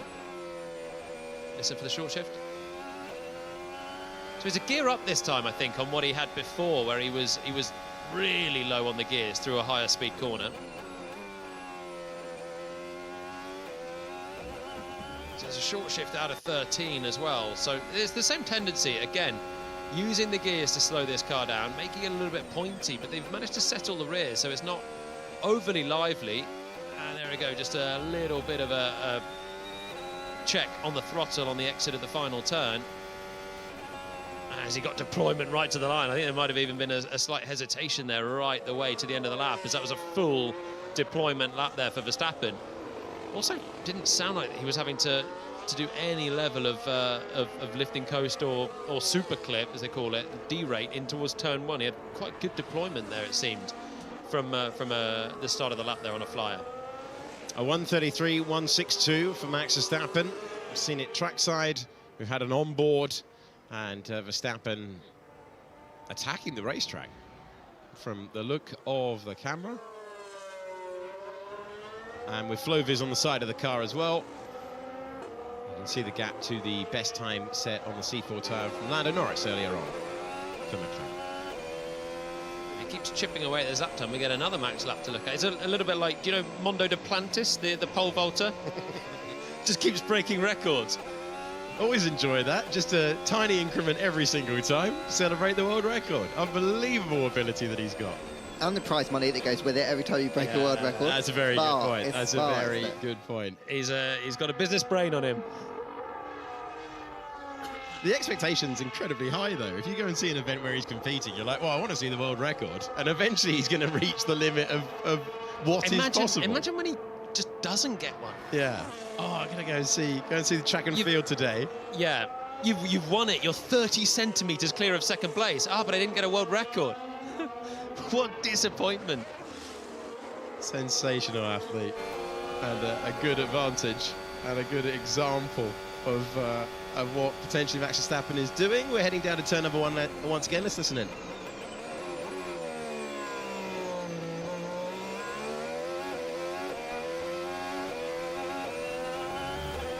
Just having to check the throttle through turn 2 and then squeeze it on through 3. There was a little bit of a energy harvest that time, about 10 meters or so before hitting the brakes, where the power unit just held back, and it shows that he's a fair way away, probably missing the peak of the tyre, but also not quite having the deployment, I think, that he had on the last lap. I would say the Red Bull, Max has got the fastest first sector by a reasonable chunk. Lando Norris still has the best second and third sector that we've seen from his lap earlier on, and I think that the Red Bull in a straight line does seem to be shifting very well. It's what Toto Wolff said at the end of last week. They're up the road in terms of their energy deployment and their recharging, and the sector times sort of continually seem to show that their most competitive sector is the first sector. It was the same with Isaac Hajar yesterday. Wasn't to the top of the times, but he was more competitive at the start of the lap than he was in the middle. And the same with Verstappen now. His first sector is very good. Middle sector's okay, and the third sector comes back again towards the Red Bull. Let's finish the lap on board with the 4-time world champion. 2 points away from making it 5 last year. Whittled away that advantage. Crosses the line. Stay with it, go on. Can we get the move down into turn number 1? Yeah, you already knew the answer to that question. Through goes Verstappen. Never in doubt. Franco Colapinto dispatched. And on a personal best, Sector 1, Sector 2. Audi's Nico Hülkenberg C4 tyre moves up to 5th position, and it's a 1:33.987. He's just roared past the location of Ruth Buscombe, who's down at Mercedes. Race sim time. Now, what's a race sim? Race simulation, we've done that. But what makes a race sim a bit special? Well, we're trying to test absolutely everything. And I think we've currently got pretty much all of the big four coming out. We've got strategist heading to a pit wall, which means we're just about to have a pit stop. Now, why do I know that? Well, pit boards are a key part of any race simulation. We've got rear wings that flop 270 degrees. We've got brand new power units, but we still use the good old-fashioned pit board. Now, some teams like to count up, other teams like to count down. Mercedes, they like to count down, and we've got lap 6, which means there's 6 laps left of that current run. We do that in case we ever have a radio failure to our drivers on track. We're able to communicate things to them. In Formula One races, we have a whole host of things that we can say to them with their specific letters and numbers, either what lap of the race we're currently on, what's the gap to the car in front, what position you're on, and of course, my personal favourite, which you very rarely get to use if you're the head of strategy for the team that I was, but the ones they repurpose them for the celebrations at the end of the race. Thank you, Ruth. Details down there in the pit lane, trying to bring you every detail possible, and it can go in all sorts of directions when it comes to testing. Max Verstappen has the fastest time so far. We showed you on board with a 1:33.162. Towards the bottom end of the timing tower, you can see the Cadillac team with the experienced racers Sergio Perez and Valtteri Bottas in the car. Their team principal's been talking about the state the team is in as they begin life in Formula One, Lawrence. Yeah, I think that we've kind of seen how good a job really Cadillac have done to get themselves here looking like a very professional team. Their race car looks very tidy. Pat Simmons was saying there's a few details on that car that he said other designers come to him and said, look, you know, good job massive respect. But let's not forget, as Graham Loudon reminded me in the presser today, yesterday was day 9, today is day 10 of Cadillac's history in Formula 1. And look, they had a bumpy day yesterday. They had a fair few different issues, you know, loss of telemetry, sensor issues, and that's held them back. And it hasn't been super smooth sailing for them either today. I think maybe something to point out, though, is that they're doing a pretty good job of always getting back out. You know, so when they've got an issue, they're not in the garage for hours on end trying to understand what's going on. They're just fixing the niggles and getting back out. And look, of course they're going to be on the back foot. They don't have any of the reams of data that they've had for years and years that other teams have got. They're starting essentially from scratch, and so they've got a lot of work ahead of them. But I think the way they handle themselves is really impressive. Yeah, it's a very difficult task to get up to speed in Formula 1. We'll touch on that again in a moment. Let's go downstairs to Ruth in the pit lane as they recover Fernando Alonso's Aston Martin. Yep, so another team that's having a bit of trouble today is that Aston Martin. And one thing you only really see in winter testing is what I'm seeing in front, which is whilst the session is still going, the car is being wheeled back. Now, you are allowed to cover that car up, and you've got those mechanics pushing the back. They still actually have their gloves on. Now, that isn't necessarily that the car is unsafe. It is always just an actual precaution as they're pushing them down. And then another precaution, flags. We love flags. I'm a big fan of flags myself, including this yellow waved flag that we've got the marshals showing, which is at any point that we have anybody doing anything down the pit lane, we do that in a way to make sure in case someone is boxing into the pit lane, they're able to see what's going on.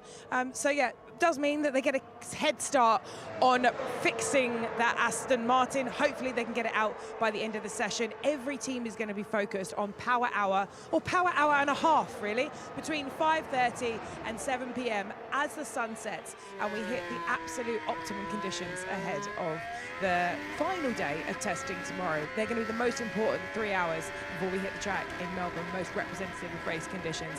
No one's going to want to miss a minute of that running.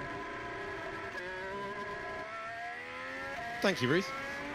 Another lock-up for the Mercedes. They're treating turn 10 as optional this week. They really are.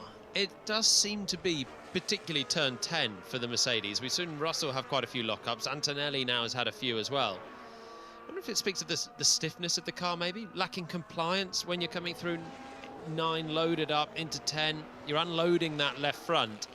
And I know we're seeing a lot of lockups from everyone, but we're not seeing too many from the Mercedes in other corners, the big braking zones. So we're seeing a lot of it in turn 10. And yeah, so I'm wondering if that's maybe now a setup thing as much as anything else for that car, which is clearly working pretty well.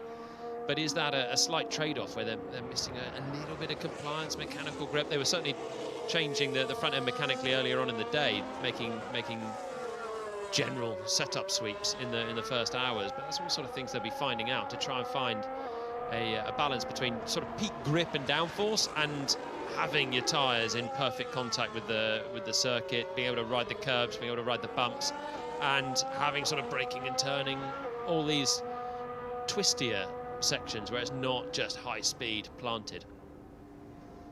They'll do well, by the way, to get that Aston Martin out again in 2.5 hours. Yeah, tough moment for the team, more mileage lost. You are looking at the moment with Franco Colapinto, who when he joined Formula 1 mid-season became the first Argentine driver to occupy a space on the grid since Gaston Mazzacane. A little bit of trivia for you because it's testing and why not. The team that he made his debut with, Lawrence, Williams, and Williams' Carlos Sainz has been talking to you about where they find, we asked Ollie Bearman a couple of moments ago, where we thought Haas sat in the competitive order, and Carlos was giving you a similar opinion in the presser earlier. Yeah, I think the positive side of things for Williams is that they've clawed back some mileage that they lost in Barcelona. I think the downside is you just can't recapture lost time, and I think as they make progress, everyone else is making progress, and there's been a number of things that the team want to work on, but they're realising they're running out of time to work on them before the first race of the season. So understandably, he accepts that they are going to be behind on a number of things heading into Australia, which means they're going to head in knowing there's going to be some unknowns. But Alex Albon's obviously spent a fair bit of time now in the garage. The team just told me that they should be out in about 10 minutes or so. They've been making a few adjustments, but this massive loss of track time is just another example of when you lose running like they did in Barcelona, and then you have these little niggles when it comes to the sunny conditions of Bahrain. It hurts you doubly, I think, to lose out on that. So, you know, while Williams are recovering, it does kind of feel like they're on the back foot. And just talking to some teams up and down the paddock earlier today, I think there's a feeling that maybe they are going to be kind of towards the back of that midfield to start with. There's a lot of chatter that the car's a little bit overweight, and that's going to hurt them in the early phase, and whether or not it's going to take a bit of time, I think, to bring some upgrades to the car, and they might be waiting a little bit longer because of those production delays. So it could potentially be a very difficult start to the year for Williams. I think the team are braced for it, aren't they? They're not quite Aston Martin. They have the Mercedes PU. That's going to be a big head start for them as a customer team compared to the likes of Aston Martin and Audi as well, building up from their own PU product. But certainly Williams thinking that this is not about to be a quick magic jump towards the front of the field. And as we've been told by Ollie Bearman earlier on, there does seem to be a pretty clear four that are ahead of the game. Checo's out on circuit. You mentioned Gaston Mazzacani and obviously Franco Colapinto. You got any other Argentine drivers in the locker? Well, we had the great one, Manuel Fangio, five-time Indeed. champion. Carlos Reutemann, fantastic driver for Williams. Going for any others? Esteban Tuero. I knew you were going to come out with Esteban Tuero, cult hero of the late 1990s with Minardi. Very young as well. Very young. Sometimes got mentioned in the same brackets when Max Verstappen was performing heroics. He'd be listed in, you know, debuts of young drivers and appearances on the grid. In very early, and he had 1 year, I think. That was it. And that was 98 and goodbye. Him in and out. But yeah, in very, very young. It's testing. There's gonna Lawrence, be have you got any more in the locker? One more? I don't know that there is. I'm just. No. You put me on the spot. Here goes Checo. Let's listen on board with Checo. No, okay, fine. The old testing tactics. Sector 1, Sector 2 personal best. His best lap of the day did not include a personal best. Palmer's entering his quiz half hour. The reward if you make it to the final half hour of our stint. Headlines so far from this section of this session. Lando Norris running earlier with the time that was at the top, was beaten by Max Verstappen, who did a 1:33.162. Oscar Piastri running this afternoon, done a 1:33.624. First efforts, very, very similar time set on track. In terms of reliability, another halt for Aston Martin. We have not seen Alex Albon back out onto the circuit either. We appreciate Isaac Hajar, Ollie Bearman joining us on the broadcast and telling us their opinions if you're watching. And you can spool back. They were talking to us a couple of hours ago, and good to hear from both of them. Have I bought you enough time, Jolien? Did you not write a book about 75 years of Formula One? Oh, here we go. And you're missing Jose Froilan Gonzalez. First driver to win for Ferrari. There we go. Yeah, indeed, I did, but it was in a hurry. I'll say that much. 2 Grand Prix wins for another Argentine, Jose Froilan Gonzalez, and in my lifetime, we have another one, which will be in both of your lifetimes as well. Then Norberto Fontana. 4 Grand Prix starts that he made in 1997 for Sauber, indeed. Got in the way of the title battle, didn't he? in Jerez. That's my reference to him. Thank you for dragging a chapter of my book, Jolien. I appreciate that. A few others as well, as a connoisseur of 75 years of F1 that have slipped under the radar. That's why I didn't ask you for a quote. We don't need to go through them all. Okay, constant speed test for Kimi Antonelli. And he's completed that at 75 miles an hour, up to the next stage. It looks like an issue, but he's just going through the various modes requested by the team. Things that we normally point out extensively to you. But there's been so much to talk about with these new regulations. The classic the classic straight line. He gets out of the way there of the run for Checo behind. Onofre Marimon. Now that is a new name. Yeah, a couple of podiums in the 1950s. The Argentines were huge in F1 in the 50s, weren't they? Knocking up first wins for Ferraris, becoming the all-time GOAT of the time, and still in the conversation based on that.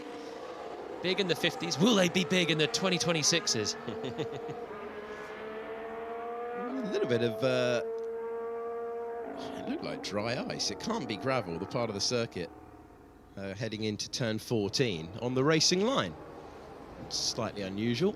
It had Oscar Piastri on an outlap, but yeah, a little bit of debris occupying the racing line into turn 14, and a launch, just a test for Kimi Antonelli. He will be pushed back into the garage, and seems promising for Alex Albon to emerge out onto the circuit.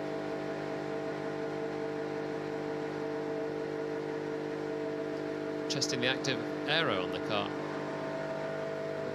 Front wing flap, I'm sure, moved. Mechanics all looking around it. Alex waiting for the go-ahead. Eager to get back out there. Oh, it's so painful when you're just sitting in the car waiting to continue your program. Did look like he was maybe about to be released there. Good afternoon so far for Hulkenberg. Extracting some pace. Obviously, performance running, taking the fuel out of the car, I'm sure. Running a C4 tyre. He's good around here as well, Nico. And able to jump up into the top 5, showing a little bit more of Audi's hand, which is more promising. Naturally, when a team does a good lap time, we all start to think, oh, maybe they're okay. It is testing. They're all capable of getting down to a sensible pace, or they should be at some point. But then the benchmark can go on if the front runners so wish, you'd have thought. But certainly Hulkenberg will be a little bit happier with that. I think when Audi brought the upgraded package to the Bahrain test last week, Nico Hulkenberg was already saying that the car felt much better, that they made a step. They'd been quite keen to kind of go under the radar, I think. And Jonathan Wheatley, when he was talking in the press conference yesterday, was like, you know, we're kind of plodding along, making progress, but we don't want to get too far ahead of ourselves. But they've gone under the radar, and they seem to be doing a very good job in building up yet more mileage and learning about that car and learning about that power unit, which is, they're the only teams who run in that new power unit for this year. So just still a lot of learning to be done for that team. The aim of the game at the moment. This is new mediums for Oscar Piastri. What's going on? Is this a power hour? What's happening? Don't tell Crofty. We're sneaking it in the last 20 minutes of our stint. We had a word in the paddock. We appreciate it. Look at this speed for Oscar Piastri on the C3 tyre. So when we rode on board with Norris earlier on, Lando was fighting oversteer a lot on corner entries. This looks like a car. He's having a bit of a harvest into the final corner. Derating. Is he going to have power all the way to the line here? Yeah, picking up the speed he has. So keeps a good lap all the way through. I wasn't sure if he was going to be running out of juice for the end of the lap there. When we jumped on board with Lando, it was fighting oversteer. That looked like a car that was really planted on the limit of maybe understeer there. So what it tells me that McLaren are fairly dialed in with a neutral balance. That, you know, they're shifting it. The drivers are obviously finding a preference and tweaking the setup to get there. If anything, that looked like maybe it could have done with a bit more front end on the way in, because that turn 13 at the top of the hill, there was a big snap of oversteer, but that came from the understeer entry. So he had a load of steering lock still on as the power kicked in. Piastri losing a bit of time in the third and final sector with a wide moment at turn 13, his first corner in that final sector. So, you know, I wonder if the way that he had the derate, so the bit of clipping into the final corner, is because he had a spike, as he had the big oversteer on the power.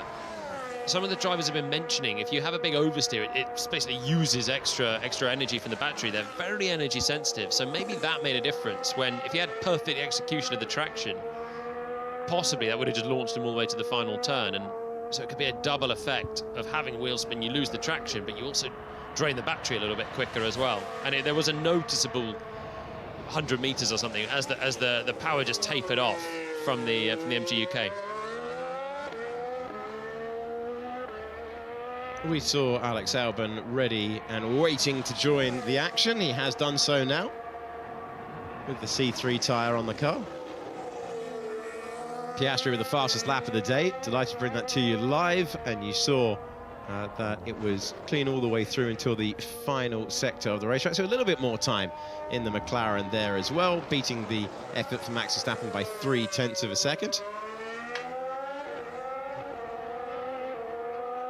And let's cut away from Alex Albon and go downstairs to Bernie Collins in the pit lane. Yes, hello. So I've made it back to the pit lane. I just wanted to quickly talk through what happens as a car comes in at the end of the run. You can see Piastri here. The mechanics have put fans in the side of both engine covers in the front brake ducts. They do a quick turn around of the wheel. That's just to get some air flowing. You can see now on the right-hand side of the car, the left as we look at it, the fuel line's going in to refuel that car. The tyres are already off in the time we're talking about it. There's a little adjustment happening at the very front wing, and the new set of wheels are coming on. So if I was to guess, just from watching this McLaren, they're practicing their qualifying turnaround. So this is what happens as the car comes into the garage. Very quickly, old wheels off, new wheels on, get everything back down to the right temperature, get the front wing adjusted to where it needs to be, get the new fuel in. The guy's already finished, I think, putting the fuel in, so the fuel lines are already disconnected on the back of that car. The data line is connected on the right-hand side in order to get the data off the car, and you can see Tom Stallard, the engineer, with his hand up, ready to hold the car, ready to go again. So that is how quickly in qualifying they can turn around a car from coming in, new tyres, new fuel, right front wing, quick look at the data, get the car ready to go out again. So a really good example from McLaren there, practicing how quickly they can get the car turned around in a qualifying situation and get the driver back out again. A bit of a hold now in the garage. What they'll be waiting for is just a nice traffic gap on track. So Tom Stallard or the strategy engineers will be looking at the track, see which gap they want to release them into, but the car is all ready to go. So in qualifying, they're targeting roughly 30 to 45 seconds to turn around the car from its stops in the pit box to get it ready to go again. So super impressive to see all the guys at their individual job in that crew get the car ready. Blankets now coming off, number one mechanic walking backwards, release it out into the pit lane, and he's gone. Super impressive. I love watching the qualifying turnarounds of these cars because everyone has a role, everyone knows what they're doing, and that car will go out in exactly the state that they're expecting to get another quali lap on. So I think quali sims happening from McLaren, really lovely to be able to share that with you. That's all from me, so back to you guys in the comms box. Thank you, Bernie. Sorry about earlier. Aston Martin had other plans. So we're going to get a trackside here. Bernie's made her way to the pit lane and given us an update. And it's wonderful just to go through every detail possible, including the role, every single person playing a role as they get into the intensity of the season coming up and into these quali simulations as well. We're tracking Franco Colapinto in your picture at the moment. His best time today set on the C3 tyre. And the Argentine driver currently on lap 78 of his day so far. So that's a prototype tyre that that Piastri left on, but that has proven to be a pretty quick tyre as well. So there could be another chance for Oscar to start doing his own Mondo Duplantis effort and nudging down his best lap time. With a 3/10 gap now to Max, who's been in the pits for a while. Just while we've got Franco Colapinto out on track, we haven't talked too much recently about Alpine, but I think they're one of the teams that have emerged as something of a dark horse and maybe potentially top of the midfield, I think, heading into the first race of the season. We've talked about the top four, you know, the traditional top four, pulling away from the midfield pack, but Alpine are a team that started developing this car almost a year ago, switched all their resources to the 2026 car. They've got a Mercedes power unit in the back of the car, and I think there is an underlying feeling they've got a very tidy package here and a really good development plan, particularly for the early phase of the year. And I think just talking to their rival midfield teams, they're just really quietly impressed by the job that Alpine have done. I've been told not to expect upgrades from Alpine for a while, but then they're going to try and implement. We've seen a couple of different styles of upgrade package. Maybe we'll come to that after we watch Oscar have a lock-up. We saw that coming a mile off. Wide at turn one, in a little bit hot, and there we go, backs out of it. So, Yeah, there's two different styles, isn't there? There's incremental gains, and then there's wait with what you've got, and then bring a package to try and find a jump at a certain Grand Prix.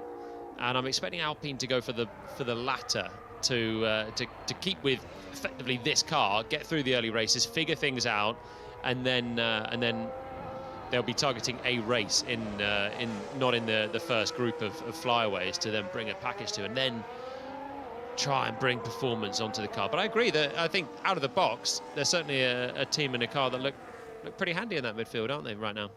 Sam Collins, the difference between bringing an overall package and incremental gains, how do the teams decide upon their development programs? I think it's a little bit down to different personalities of different teams and the engineers running it. Some teams do always favour the big package, but what comes with the big package is a big risk, because if you do what Ferrari did in 2024, dump a massive package of parts onto the car, and it doesn't work, you're going to go backwards, and that cost them the Constructors' Championship in 24, and they never really came back from that all the way through their sort of slightly diversionary approach in 2025. Or you could do what McLaren have done for the last couple of years, which has been the most effective upgrade process, which is exactly what Jolyon sort of talked about there, which is the science of marginal gains. Just bring a component. In fact, McLaren took it to a new level. They brought a new component onto the car, they'd try it out, then they'd take it away for a couple of races, wouldn't see it again, play with it some more. Then when it did arrive and actually got used in a competitive session, qualifying or the race, it suddenly worked. So every single part that McLaren brought to the car was effective. And a lot of teams bring new bits to the car and they don't work as expected. The correlation's off on the wind tunnel, or just it doesn't work in the real world as it did in CAD or CFD or just in simulation. That's the real secret to this. Now, McLaren, I'm sure, but nothing's really changed for them. They're going to be able to develop their way up through the field. If they're not in front of the field as they are right now, they shouldn't be, because they've got the smallest amount of wind tunnel time of any team on the grid. And then you look back to Williams and Alpine. We were just talking about Alpine. They should be bringing lots and lots of new bits to the car already, because they've got more wind tunnel time than anybody else on the grid, because they were last year. So I'm a bit surprised to hear from Jolyon there, and I'm sure he's right, that they're not bringing in anything anytime soon. Slightly odd decision, but it does mean what they do bring has to work first time, and that's the risk of bringing the big package. But sometimes when a big package does work, then, you know, it does put you way ahead. But how much have you lost out by not fiddling around at the beginning? Piastri pushing again on the prototype tyre. Great look on board, seeing him working at the wheel. First gear for the first turn, much like the Red Bull, backs out of it a little bit through turn 12. That looks quite sedate there as he recharges the battery to be able to have the punch then down this long straight. Builds the speed, gets much better traction out of 13 that time as well. And again, you can just hear the engine just struggling that last bit, and again the traction's difficult out of the final turn. And surely this won't be an improvement then for Oscar, fighting it right at the end of the lap. No, misses out by a quarter of a second. Still a tidy lap that would have been ahead of Max, but he's already done better, so no improvement. And yeah, there is just some derating at the end of the straight there for Piastri, particularly into that final turn. But he remains top. Tidied up that final sector, which is the fastest of the day so far, but lacking a little bit in the first two. I'm actually amazed the final sector was the fastest of the day because of the way that he was exiting that final turn. You think that's surely not the quickest. It was neat through 13, so he was harvesting energy through 12. That looked suddenly quite easy for him. And then you have a lower approach speed for 13, but you still got to pick a braking point, attack that a little bit later, and then get the car turned. It looked like he had a bit more front end in the car. We saw an oversteer snap at turn 4 there as well. So that actually can help your traction, so long as you can turn the car and get the car pointing straighter for when you get the power kick from the electric motor kicking in, and 350 kilowatts of power joining the internal combustion 500 odd horsepower. So plenty going on there for Piastri, and yeah, I'm surprised he must have done a good job through 13, because there's definitely more to come on the exit of that final turn. Kimi Antonelli in your picture as he continues on. Nico Hulkenberg is on an out lap as well. Franco Colapinto, Liam Lawson out there setting lap times. Esteban Ocon was in conversation with his race engineer, Laurent Muller, his team boss, Ayo Komatsu, and his teammate, Ollie Bearman, in a gaggle looking at the data earlier on. And see, he's in 14th at the moment, but he's going to be one, you would imagine, taking advantage of the slightly cooler conditions as the track temperature has dropped down from 41 degrees, currently at 32, and the air temperature is 28 degrees, as we'll get the floodlights in a couple of moments as the sun gets ever lower in the sky, and Crofty and Ant will take you through the final 2 hours of the day. That's splitting the drivers. Bearman earlier on putting 69 laps on the board at a time that now finds itself 2.4 seconds off the pace. You know what I think Crofty and Ant are going to have the absolute pleasure of? Seeing Lewis Hamilton go through a quali run towards this final couple of hours as well, because he's racked up 43 laps so far today. That's not a lot for a driver that's been in the car all day, but remember he did almost nothing this morning. But this is the end of Lewis's pre-season, so I imagine he will run a similar program to what Oscar's on, and cycle through some tyres and feel the car on lower fuel, and just do some qualifying sim practice. It was interesting riding on board with Piastri on the end of his out lap there, just to see him get it was his second lap, wasn't it, after he had the lockup, but to see the prep, weaving to get the tyres in, making sure you keep energy in the battery, and then you could just hear, as the mode changed and he went into a qualifying spec as he crossed the line, you could just hear the pickup of the engine. It suddenly takes off, and it is like chalk and cheese when suddenly you get the power and you're into a quali mode. And Hamilton will need to feel that out. He'll want everything he can as a driver with these new regs. You wanna be on top of it. He's done a longer run, but he wants to, I'm sure, get some lower fuel mileage. And right now, Ferrari are the big team that haven't done that. Piastri, Verstappen, and Antonelli, all with decent times this afternoon. Esteban Ocon finishing his best lap of the day. Into the active aero, into the straight zone, and over the line for a 1:37.5 as he completes 24 laps in this second session of the day. I'm also expecting Ocon to do the same as Hamilton, actually, at some point. Maybe they'll keep it all for tomorrow, Haas, but I'm expecting to see a little bit more from them in the last couple of hours. They looked impressive earlier on in testing, in the last couple of weeks, but so far this week it's been so methodical and setup based, hasn't it? Like they've shelved the idea of going for sort of lower fuel performance running. And that's been a classic Ayo Komatsu thing. Since he turned up, you ignore what Haas are doing in testing, and they're very much set introspectively looking at what they're doing. Don't worry about the opposition. Run the fuel, just dial in the setup. But yeah, I am expecting a little more from them in terms of a run plan later on. Ocon still circulating on the high fuel though. I know that in years gone by, Haas have, if they've started the season on the back foot, they've really struggled to try and claw that time back. They're a small team.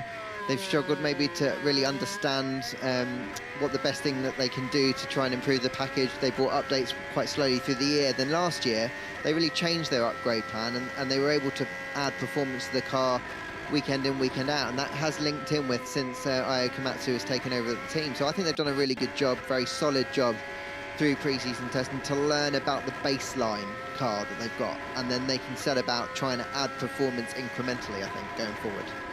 Sam, what have you made of Haas's pre-season? Well, pre-season testing, I've got to hype up the Haas train, haven't I? And Jolan's already done it for me. Actually, I expected a bit more from Haas, but they did have a decent season last year, which means for the first time in a while, they haven't arrived into the start of pre-season testing with a huge amount of wind tunnel time and have a deeply advanced car compared to everybody else. A bit different this year because of that development we just heard about. But also, I think the investment of Toyota into the team is beginning to show through with the way Haas is operating. When you look at the Haas car, it's a very different concept to the Ferrari. Yes, mechanically they're pretty much the same, but the aerodynamic concept between the two cars is really quite different, particularly in terms of the cooling package. And I've noticed today, like they did last week, Haas are mucking about with the cooling system on that car. They're trying different cooling inlets, different cooling outlets, swapping them on and off through the test. There's a high cooling version of the Haas, which I've seen on track today, and then they've tried 2 other versions of the side pod bodywork as well today. So they're trying things. That program is going through, but I really don't think we've seen what they can do yet, and I certainly don't think we've seen what the Ferrari power unit can truly do, other than just keep going round and round and round, unless it's today where it apparently can't. They're racking the laps up though. They'll cruise past 100 for the day, which is kind of the least you'd hope for in today's world, even with a new set of regs. But Bearman did 69 earlier on. Ocon has done 25 and is still circulating on a long run.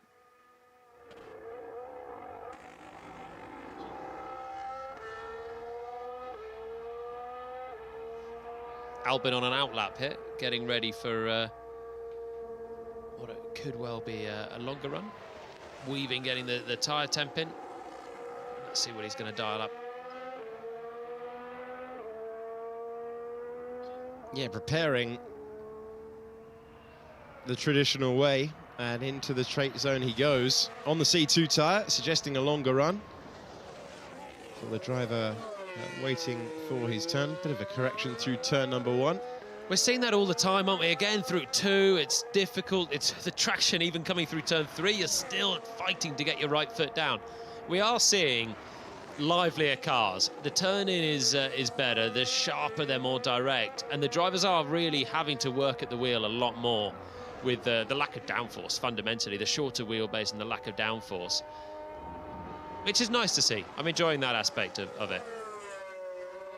Again, little kick of oversteer through the apex there for Albin. Sam, when the new regulations were first talked about a couple of years ago, did you expect livelier cars to be the one of the upsides of the new regulation set? Yeah, absolutely. I mean, shortening the wheelbase on its own was going to do that. The car's going to be a bit more twitchy with a shorter wheelbase, but also they're lighter. You've got to remember, these cars are lighter than the previous generation of cars. So you've got something that's lighter, still got 1,000 horsepower underneath the driver's foot, and they've got to transmit that in a different way. Those electric motors, you know, they're dumping a huge amount of torque into the rear wheels, and the driver's got to learn to cope with that. So yeah, it's great to see that they're a bit more tail happy, they're a bit more twitchy. I think the word used in the original press releases when it was, well, it was a couple of years ago now, was nimble, and they really are. So more nimble, more agile, but that also means they're more tricky to drive. And I love things being made a little bit more tricky for the racing drivers who maybe have had it a little bit too easy for the last few years. Now they're having to earn their paychecks, but so are these guys, the engineers. They are really having to work with this rule set. When it was first announced, I was a bit of the opinion this looks a bit too restrictive. The cars look a bit like you've just got to build the car that's in the model and that's about all you can do. Well, I got that completely wrong, didn't I? Because these cars have got so many differences on, and it looks like there's actually so many areas of technical freedom in the technical regulations that you can have so many different solutions. So actually, this is the most fascinating era of Formula One I've seen, at least since the 1990s, if not ever. It's a massive change to change the power unit along with the chassis at the same time, to introduce something that we've never seen in active aero with both wings at the same time. Seen it at different stages of the regulation set. Looking at the Alpine. Piloted by the 6th best driver from Argentina we've ever seen in terms of points scored in Formula One. Scored a hatful with Williams. If you missed the trivia round earlier on, we were going through drivers from Argentina, because it's testing and that's how it works. Into the final 90 seconds of our stint. Any final thoughts for us, Lawrence Barretto?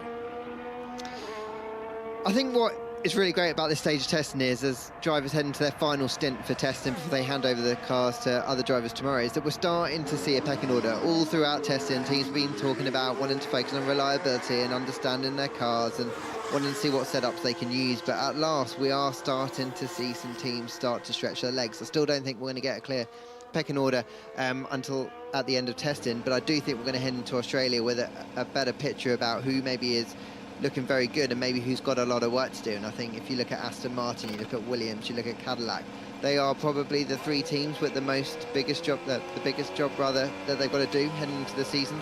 And then you've got teams like Red Bull who are maybe outperforming where they thought they were going to be, given the power unit and the strength of the power unit showing throughout pre-season testing. That just happened with a practice start. Jolyon Palmer, thoughts from you in 35 seconds, please. I want to start by apologising to the family of Roberto Mirieres, whose 13 points in the 1950s should probably get note as an Argentine driver. And that practice start looked really tricky for Verstappen, didn't it? Trying to find the pre-start revs was not simple. Joining on board was good. I think it's the same direction of travel as we've seen so far, isn't it? Red Bull looking sharp, looking pointy, McLaren turning up a little bit, being fine-tuned on the balance, and I'm looking forward to hearing Crofty and Ant talk about Lewis Hamilton's quick laps coming up later on today. Beautifully teed up. It's goodbye from us and hello to Betty Glover, speaking to James Fowles. James, 4.5 days of testing done. Whereabouts do you think Williams are now? Not first, not last. I know everyone keeps saying this, but it really is hard to tell. But what I can say is that the top four. I think that's pretty clear on what's happening. But that sort of little gaggle of cars behind, of which we're a part of, it's very, very tight. Within a tenth, it's sort of separating 3 teams or so at the moment, from what I can tell. The good news, though, is every time we go out with the car, we're learning and finding a little bit more performance. So hopefully a little bit more to come.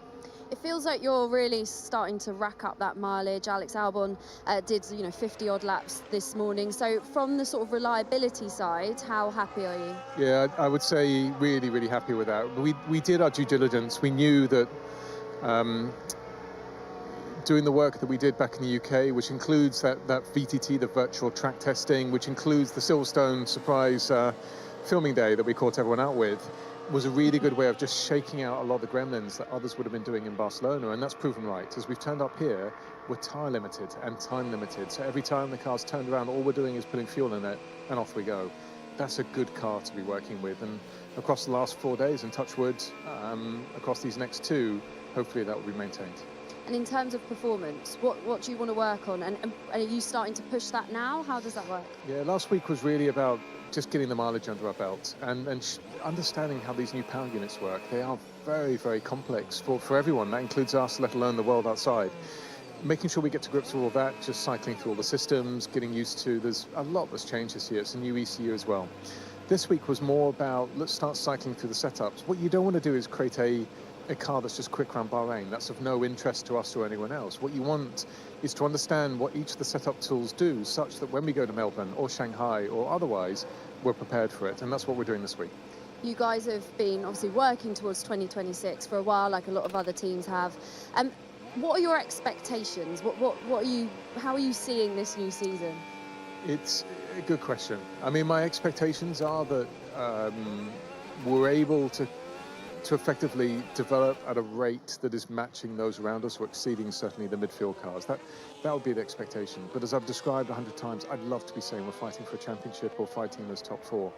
I think what's really been proven to me more than anything else across this winter break and across the last year is when you change power unit, chassis, ECU, and there's a whole load of other bits changing underneath, it is an incredible amount for a team to take on board, and we simply are not at the level we need to be at the moment to deal with all that in one go. And this year, what proving to myself is making sure that we just start chomping through all of that, such that we're getting ahead of it rather than just basically following it.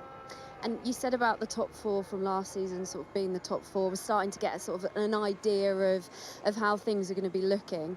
Has anyone stood out to you? You know, you obviously go through a lot of data. Who's looking good? It really does depend on the day, and there are games being played. Red Bull looked really good until we spoke about their power unit, and then they've turned it down quite a bit since then. Ferrari, well done to them. Really, they're coming up with great innovations, and they are moving forward, and I think they are competitive as they are. Mercedes, just because they came out the box really strong, and they've been strong all days, you can't discount them. So what I'm saying to you is, even within the paddock right now, depending on what games people are playing on power unit and fuel, it's hard to tell. Then on top of that, I would add that you're going to see more than ever before swings circuit to circuit based on what characteristics of the power unit and the car teams have come up with. So even if today Ferrari could win a race here, that doesn't mean they will in Melbourne. It's exciting. It's good, isn't it? Just a word on Ferrari's rear wing. Have you seen it? Yeah, very much so. What do you make of it? Intelligent packaging inside the end plates. There were pros and cons to it overall. Anything, it's worth saying this, and this isn't just Williams, I would say this is teams up and down the grid. Whenever you see something interesting, either it goes into the bracket of we've all thought about it and here's the results and why we didn't do it, or it goes into the bracket of did not think of that, and near enough overnight, within 24 hours, I would expect results to effectively indicate to us whether it's good or bad so we can modify our direction of travel. The rear wing from Ferrari it's an interesting direction of travel, let's put it in that one. So you had thought about it before, or you hadn't? That one hasn't come across our radar, no. Interesting. All right. Not sure it's good yet either, but let's find out. We will find out, James. Thank you very much. Thank you. James Vowles with Betty Glover, and there's his driver Alex Albon on the right-hand side of your screen. On the left-hand side of your screen, Max Verstappen continuing on for what is his 81st lap of the day, and with the second fastest time, 3/10 off Oscar Piastri, and with a 1:32.8. Oscar Piastri, first driver into the 1:32s here in Bahrain this week. Anthony Davidson alongside me.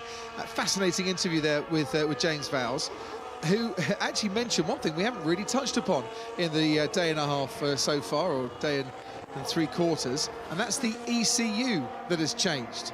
And that's quite a big change from last year. So, as you are our resident professor, shall we talk ECU for 5 minutes? Yeah, so it's basically the brains behind the power unit has changed as well.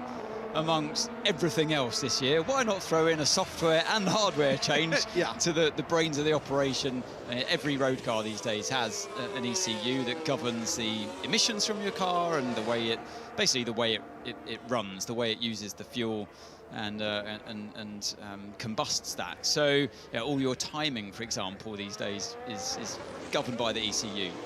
And so the software changed, the hardware needed to change as well. We went from what was called the Tag 300 system to the Tag 700 for this year. Bigger and better. Big upgrade, yeah. Bigger, better, exactly. Double the capacity. Well, so another thing for all the teams to get their heads around, and like anything, it takes a while to achieve that. So on top of everything else, they had that to try and sort. So naturally, teams that were further ahead of others in their development and their switch to these 2026 regulations would have had that advantage as well. So that's why these early days are so vital for your championship efforts. Yeah. Absolutely. There's ECU explained so far. We've covered just about everything else, but if you are just joining us for the first time, we'll go and cover other things. We'll go back to covering other things, I should say, that you may or may not have missed. What you will notice is that since the last time Anthony and myself were in the commentary box, the sun has started to set, and the track temperature has therefore got a lot cooler, and it's gone down by about 13 degrees from the heat of the day. We're at 31 degrees now. Air temperature is at 27.8 degrees. Do you want to tell me something just before I carry on? Well, I was just going to say, people will inevitably out there be saying, what does ECU stand for? Electronic Control Unit. It's not very fancy, but maybe sounds more fancy just calling it an ECU. EC for you to say. Yeah. Oh, come on. Oh, you can tell it's getting late in the day. I've been waiting on that one. Here he goes. To be honest, there's a little comparison in terms of best lap times between Kimi Antonelli and Liam Lawson. Liam Lawson is the car just ahead. You can just see it in the distance there of Kimi Antonelli on the track, and that is where the Mercedes is gaining in a massive 1.6 seconds, nearly 1.7 seconds, during the second part of the lap. So temperature's gone down. We're getting to that perfect time of the day to be setting some fast lap times, and perfect time of day for race distance as well, because we race under the lights here in Bahrain, and they will want to go through their simulations and try and replicate the conditions that will be qualifying and racing in. Verstappen, Lawson, Hülkenberg, Antonelli and Alex Albon are the 5 drivers currently out on track. In the garage after causing a red flag, Fernando Alonso. Another issue for Aston Martin, stopping on the track. Look, we picked up on this yesterday. There seemed to be a lot of cooling on the side of that Aston Martin. Do we think the engine might be getting a bit hot under there? Is the tight packaging not really helping, and is that adding to their woes, I wonder? Yeah, and you know, that's why they would have had their car out there in the heat of the day. You said that, yes, we race in these conditions in Bahrain, and we qualify in these kind of conditions as well. So naturally, I guess you'd assume, well, that's your main point of focus. But I think for Aston Martin and many other teams out there, Crofty, you'd be wanting to run in the heat of the day, to expose yourself to maybe temperatures we may see in Melbourne, who knows, or other hotter tracks early in the year that we go to, where you don't want to find out on the day. It's better to find out here and to make those adjustments. But I mean, yeah, I am surprised to see how open they're running that car at Aston Martin already, because it's not exactly like the extreme temperatures we'll see elsewhere on the calendar. Say Miami, for example, is always a scorcher. So yeah, it is a surprise to see it quite as that. When you compare it to something like this, the Williams going around now, look how closed off it is around the back of the car, for example. And look how much lower the side pod is as well on that Williams, which means your radiator position is different. While we're talking cooling on there, your radiator position is much different on this Williams compared to, you know, the Aston Martin. The Williams still got its rake, but the side pods are in a very different position. And that's why Williams were so keen to stress the fact that they had run their car in some shape or form in the virtual test rig. Yeah. And because it still puts the car, yes, in a, you know, it's not the whole car, it's not running around the track physically, but it puts at least that heating element under stress that you'd see on track as well. It's an incredible simulation. What they do these days. It's, you know, they call it virtual track test for a reason, because it really is. It's a lot of the car. It's the rear. It's the whole power unit. Suspension components. It's the tub. I mean, you even have, by the FIA rules, you even have to have things like mirrors attached to the chassis. Yeah, it's I've seen one of these cars up close on the actual rig, and it's an incredible piece of kit. So at least Williams had that to assess and to run through their own, run their car on in a virtual sense on that rig. Yes, they weren't out there in Barcelona, but at least, like James Fowles is saying, here he is on the screen, that they had that benefit or that opportunity to run the car in that way. Absolutely. On board with Oscar Piastri, who has now joined the action out on the track. And the man with the fastest time so far, that 1:32.861. Fastest time of testing in 2022, by the way, is a 1:31.7 by Max Verstappen. Yeah, so, you know, like we were saying earlier on, they're starting to get ever closer to that time, and I thought already the 2022 cars they looked pretty rapid. I was standing out on track yesterday, Crofty, and they're still mighty quick as they come towards you. They come over the crest of the hill before turn 9, and the speed just really hits you. It's still, I think, like Jolyon said when he stood at turn 11 yesterday, it still screams F1 when you watch these beasts come towards you. I've just been stood outside our commentary box watching them going down the straight as well. If you're sat in the grandstand watching cars going in a straight line, you know, they're noisy and they're fast. You know, they're proper speed darts going through the air on that one. And on some parts of the track, I think, like where I was standing yesterday at turn 9, they're probably approaching there faster than they would have been last year, because you've got that extra bit of electrical energy coming out of turn 8. So Piastri back into the pits. I saw him just changing some controls on the steering wheel there, the X modes. So it's like whenever you want to turn on or off a sensor, you're asked by the team to change these things. So something you can really only do or ideally at slower speed. Is he going to do a practice start? And that might have been why he was changing modes to get it into maybe more of a race start sense. So let's see this. Yeah, neutral. And so X mode, look, so he's turned it on here, turn it back off again. So lots of different mode changes here. So you do the tens of units on the left-hand side and the single digits on the right-hand side, and then you click on or off. So now waiting for the lights, counting up on the right-hand side of the screen. See? They're off. So now, that might be his like start sequence lights to let him know, mimicking the blue flashing light on the sides. That's what's going on. Get the revs in the right place, and then the lights were counting back up again, and away he goes. A much better start than what we saw earlier on from his teammate on the actual grid. Oh, and that was about 12,000 revs? Yeah, they're going to be... Before he gets away? Yeah, that sounds about right.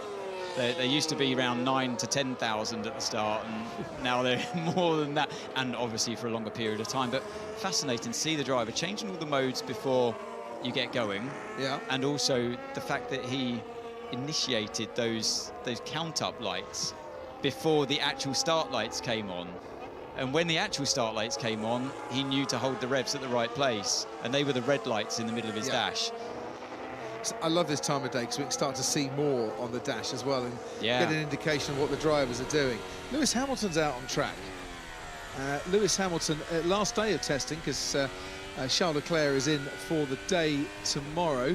45 laps, so this is 45th lap of the session for car number 44, who you mentioned his starts. So just before the lunch break, we had practice starts on the grid, and he got away very well indeed. As we look from 2022 to 2026, and we see that the tyres have got narrower, and we see that the cars themselves, the wheelbase is shorter, the floor width is shorter, the maximum width is narrower as well. And yes, 100 millimeters, 10 centimeters might not sound a lot, but it is a lot, and it's noticeable when you see these cars up close and personal, and when you compare them to a Formula One car 4 years ago. Yeah, the cars really were getting a bit heavy, a bit big, and yes, you could generate a lot of downforce that way with a bigger surface area to play with. So the aerodynamicists loved it, but they lost their agility. Yeah, or were losing their agility more and more as every year went by. So it's great that we're now seeing slightly more agile cars, and I like this trend, and I hope it continues. It always makes me laugh when you see an F3 car or even an F2 car, and you know the driver's the same size, but the car looks much smaller. And you think, just because they're a Formula 1 driver doesn't mean the car has to be massive. You know, why do the junior categories cars look really tiny? And obviously they have the best racing. You know, you watch an F3 race, it's so exciting because you can fit more of them alongside each other. So yeah, that's bigger grids as well, you know. It's bigger grids, yeah. 22 on the grid this year could catch on that sort of thing. So it's heading in the right direction, Crofty. It certainly is. And talking of heading in directions, we're going to head down to the pit lane. Here's Bernie Collins. Hello, Bernie. Hello, Crofty. Yes, I'm down in the front of the Mercedes garage. Antonelli, you can maybe see over talking to Bono, his engineer. They've actually been doing a setup change in this car, and you probably may not be able to see past the wall of mechanics that's lovingly formed in front of the car, but they've changed, and I'll lean on Ant to help explain this when I'm done, but they've changed what looks like the anti-roll bars in the front and the rear of the car. So basically that's a suspension change that they're doing in order to change the stiffness. So how one wheel, so the front right, let's say, reacts relative to the front left. But I'll let Ant go into why a driver might have requested such a change. But the rear's already been done. The front is taking a little bit longer, but all the guys beavering away here trying to get that setup change done before Antonelli gets in the car. And the final thing is just, you can see Antonelli there with his, almost looks like the little tubes you can see around his suit. That's the driver cooling device that they have, that they put in these cars whenever the ambient temperature is over 31. They don't need to be running it now, but it's a good thing to test because they will need to run it at certain events through this year like they did last year. So I'll leave that with you, Crofty, up there in the com spot. When a heat hazard is declared ahead of the weekend, I think 31 degrees ambient is the magic number. Now, we just saw Lewis Hamilton getting a big snap coming out of turn 4 and heading off into the gravel. Wind's speed not massive currently, a bit unsteady. Liam Lawson in the Racing Bulls going through the final corner. This is Max Verstappen through the first couple. I think that's the biggest mistake I've seen Verstappen make so far today. I haven't been in the commentary box the entire time, but yeah, it is a mistake, but it's relatively small, isn't it, compared to others that we've seen. And I do think that this is where someone like Verstappen drivers that really minimise their mistakes, Crofty, on any given lap are going to have the advantage early on this year with these cars so difficult to drive, lacking that downforce that they loved from years gone by. It's a reset for them, and I feel like, yeah, drivers like Verstappen are perhaps more well equipped to deal with that. Well, we're looking at Franco Colapinto in the Alpine. You talk about minimising mistakes. There were errors from Franco Colapinto last year. He's not as experienced as Max Verstappen. He's not had as many seasons, you know, not scored as many points, etc. But there were errors from Franco. You've got the least grip you're ever going to have with these regulations before development kicks in. It's your duty as a driver to help the energy management in the system as much as possible by giving it a clean set of reference points every lap, because it's learning what you do. It's kind of a bit scary, really, and nothing's changed in that regard. It's done this before. You know, the system's always been learning since we've been in the hybrid era of F1. It's always been learning where the best place to deploy its energy is, but obviously it's now more important, it's more impactful. So your duty as a driver is to give it the best case scenario every lap, the best set of data to look at, so it can go, oh, okay, you do that in that corner, do you? Right. That means I'll give you X amount of energy out of turn 8, for example, where Ocon is now. I'll give you maybe a couple of seconds of 200 kilowatts there, and I'll do a bit of regen down towards turn 11, because you're going to give me a lot of regen through turn 10 as well. If you go locking up and you go off the track, or even if you took the corner much better and you carried more speed around that corner, you're messing with the system. Well, exactly. So it's not going to like it. There from Esteban Ocon, that's going to send him off the track. So while he's doing that, Crofty, he's regen all the time. All that time spent off throttle. Now his state of charge of his battery's gone right up from where he was the lap before. So, and then the system goes, oh, okay, is that how you take turn 11? Is it? Okay, I'll remember that you gain me a whole load of energy in turn 11. So I'll maybe deploy you more next time out of turn 10. But you don't want that, because you're not going to go off again. Exactly. So there needs to be a default kind of GPS setting with this that says, actually, he's gone over the white lines, disregard what happened here. Oh, he locked the outside front on the curb, didn't he? Yeah. That was very different to the Lance Stroll at turn 11 yesterday. Watch the right, just on that curb. It's a serrated curb, so it's no wonder it's locking up. Yep. So it's you know, the thing, and I noticed it with the racing balls in the final corner earlier as well, and Verstappen in turn 1, that window of where the grip is, it really punishes you for making a mistake, like locking up the tyre, for example. I don't know, because he got narrower tyres. I don't know if that's because, you know, that's the reason why we're seeing the drivers definitely are struggling more on the brakes than I've seen in a long time. They're arriving at different speeds than they would have done, you know, this time last year to various corners. So just on the subject then of the car, the engine constantly learning, and I don't know the answer to this, is that using AI technology throughout a lap and currently assessing and constantly assessing and reassessing? And if it is that the driver driving the car, you know, alone and unaided at all times? No, it's not AI. It's just I asked this question actually to some engineers. No, it's just mathematical equations. Blimey. But who's working those out? Very clever people. Okay, right. Cleverer than you are. Well, I guess it's, you're only as good as what you put into the system as an engineer. But yeah, there's some serious calculations going on in the background before you even arrive at the circuit. Flashing red lights from the Red Bull ahead, so super clipping, definitely starting to ramp down at the end of that straight. At the end of a straight, multiple flashes from the red lights is super clipping. Wow, look at Piastri getting in a little bit of the turbulence from the car in front of him. Who is that? One of the racing balls? No, that's his Verstappen. Oh, it's Verstappen. So this will be interesting. So what was the last lap time of Piastri? 39.5. Verstappen 39.7. So yeah, the big question mark, Crofty, this year is how close can they follow each other? Well, we might see a bit of this. There's another tenth and a bit that Piastri's gone faster than Verstappen on that last lap, a 1:39.6 from Piastri and a 1:39.8 from Verstappen. They're both on the C3 tyre, although Piastri's are 7 laps fresher currently. So that's the exit of turn 10. Love these slow-mo shots of the car. You see all of the carbon components rattling around. And it's still a bit of a novelty in these early days, isn't it? The straight mode and the active aero, particularly the front wing. And I love the fact that different teams have got different designs and different concepts that they've come up with.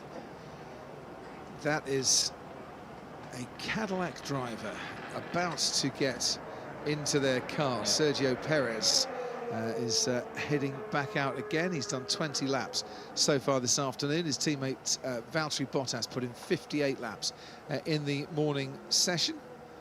It seems they are ready for Sergio, but they lost one of the belt buckles. Either way, Lewis Hamilton continues, I say continues around, he's coming into the pits. That's the end of that particular run. As our cameraman, speaking of running, runs out of the way. 7 laps he's just done on that particular stint. So Hamilton's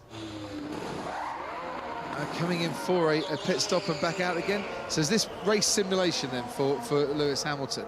If he's done 7 laps, and then they're going to get him off one set of tyres, not onto another. You normally do a few more laps than that on a tyre. I mean, obviously because of the morning dramas that they had down there at Ferrari, spent so long in the garage, maybe they've had to condense their program a bit.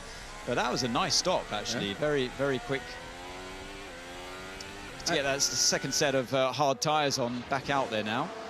We saw Oscar Piastri putting in a practice start as he came into the pits, drove through and then stopped. So that practice start simulation, all the teams are going to be doing something similar with energy management settings today. This is after a discussion between the FIA and the teams as part of their collaborative effort to run system checks today and tomorrow.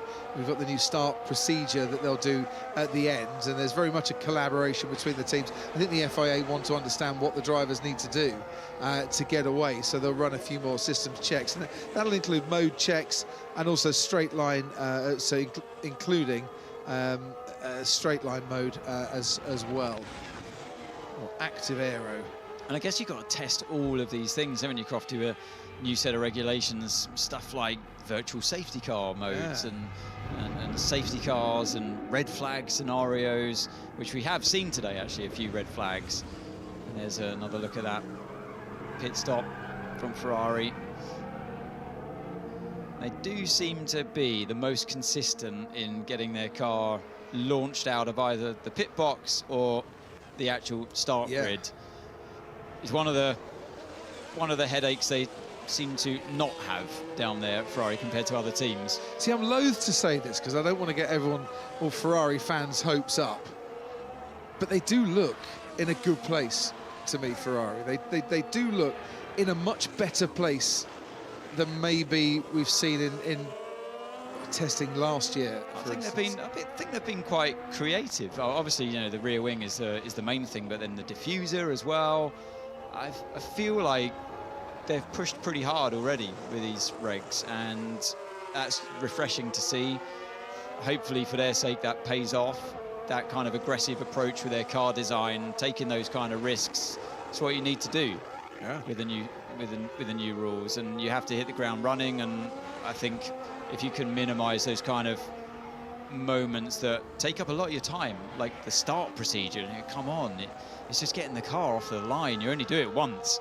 It could be a race-ending thing right now for some of the teams. So, you know, if that's not taking up your time, your valuable time then is spent with getting the car in a better window, balance-wise for the driver, working on the grip characteristics of through-corner balance, that kind of stuff. That's the important bit, surely.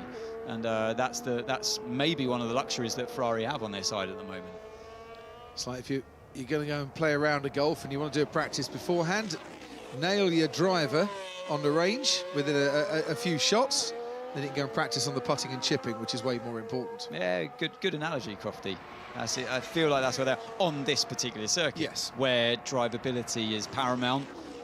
Slow speed corners, longer time for the driver off throttle, longer time for the turbo to spin down and cause more of a problem when you get back on power with the turbo lag. So, but you go to Melbourne, way less of a problem.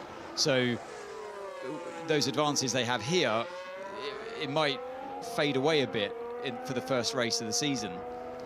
Talking of fading away, my hopes of a Piastri-Verstappen battle on track have just faded away because Max Verstappen pitted, which doesn't surprise me. Done 16 laps on his sets of tyres, so that was the end of those, and he's come back out onto the track once again. He's got Nico Hülkenberg right behind him as we focus on Kimi Antonelli, currently about to start his second full season in Formula One for a youngster in his rookie year, who had his down moments during the course of the summer, but worked his way through it brilliantly well, I thought, and rebounded with some really strong finishes towards the end of the year. Stays fourth fastest, puts in 2 personal best sectors on that lap. I was so delighted by his methodical approach behind the scenes and to working through with his engineers and with his team, what he needed to work on. And he visibly at times last year showed signs of emotion because it wasn't going right for him at all times. But then kind of once the emotion had died down, thought, right, okay, what do I need to do? How can I get this right? Lewis Hamilton currently right behind Oscar Piastri. Obviously with a massive tyre offset, we saw him come in, put that new set of tyres on. So this is kind of best case scenario, Crofty, for seeing an overtake, and look at that. I mean, that's Bahrain for you, isn't it? Oh, but no, he had to back out of that one. Oh, this is like Rosberg Hamilton in 2014. The next duel in the desert. Yeah. So, right, where can he overtake? Obviously, what we're accustomed to is, well, he'll just naturally blast past him in the DRS zone. Yeah. But we don't have that anymore, because Piastri will inevitably be on straight mode as well when he exits this corner. So where do you overtake? He's clearly got the grip, got the traction. Has he got straight line power to get by? It feels a bit more genuine, doesn't it, than a DRS move? Yeah. And gets by him. So a tyre offset in Bahrain. Let's see the lap time difference between the two cars now, and we can start doing our best impersonation of Bernie when it comes to strategy and what you need for an overtake. So Hamilton was 9/10 faster in the first sector, and then was 6/10 faster in the middle sector when he managed to get past Oscar Piastri. Well, while we look at this on screen, keep an eye on the timing boards as well for when those drivers we were just watching come past. And Hamilton did a 37.9, it says, last lap round. On my screen, anyway. A 36.5 last. His best lap. His best lap. So 1:37.9. Yeah, and you're Piastri did a 40.3. No, 40.8. Yeah. I haven't got my glasses on. Do you want to you borrow have? mine? No. It's coming to something when we're both wearing glasses now. Oh, how old do we sound right now? But okay, so that's the difference that's the difference it takes to see well, you'd have to say a relatively easy overtake. Yes. From Ferrari versus McLaren. Well, like you say, with a massive tyre offset, Lewis Hamilton's tyres currently. Well, Piastri's got 11 laps on his tyres. And Lewis has got 2 laps on his tyres. Yeah, you know, and Bahrain... It wasn't straightforward and simple. It carried on for a bit before Lewis was able to overtake. It was, but I don't think Lewis had to resort to pressing boost buttons, and he wasn't in overtake mode either to get that done. So that would have been the normal deployment. Yes, yeah. And the car itself boosting in various areas when it deploys that energy, not Hamilton having to reach for a boost button himself. Exactly. So yeah, I think, you know, I'm quite you know, it's early days, obviously, but I'm more confident in seeing that play out than maybe I would have been a few days before or even last week, because that is the big question mark, I think, Crofty. How easy, without DRS, how easy will it be for these drivers to overtake one another? I think it's fair to say when they're on the same tyre age. Well, same tyre age, it would have been a lot trickier. And we didn't see that anyway, even with DRS, did we? No. If you've got the same tyre age, even a track like this, with a long, powerful DRS zone down towards turn one, you didn't just arrive behind the other car and blast past him in the straight line. That just didn't happen. You get offset tyre strategies here as well. And that's where we saw the overtakes happen. Which is exactly what we just saw there, with a 8-lap tyre offset between the two cars. Actually, you know, Oscar's been out there for 12 laps. We don't know how old that set of tyres were before he put them on. To be fair, it could have even been a much older set with 30 laps plus on them. But let's just take it at face value with what we see on our screens. It was 10 laps at the time for Oscar. It was the second lap for Lewis, and he got the job done very quickly. Within he arrived at the back of him in turn 1. He overtook him on the exit of turn 10. I don't mind close battles like that. It would be very nice to see. So deploy down the straight, active aero open for Lewis Hamilton, rear wing, and that rear wing is different to the rear wing that we were getting very excited about earlier today. They've changed that for the afternoon session, and then super clipping and the energy ramping down and the speed ramping down towards the corner with it. Well, the Ferrari's actually doing something different with its rain lights at the moment. I don't know whether they're just testing them properly, because they're just constantly flashing. It's almost as if it's like wet conditions, you know, where the rain lights just flash all the time. So that's annoying, because it limits our knowledge of where they're starting to ramp down and where they're super clipping. Well, let's have some knowledge then from the pit lane. Bernie Collins, what do you got for us?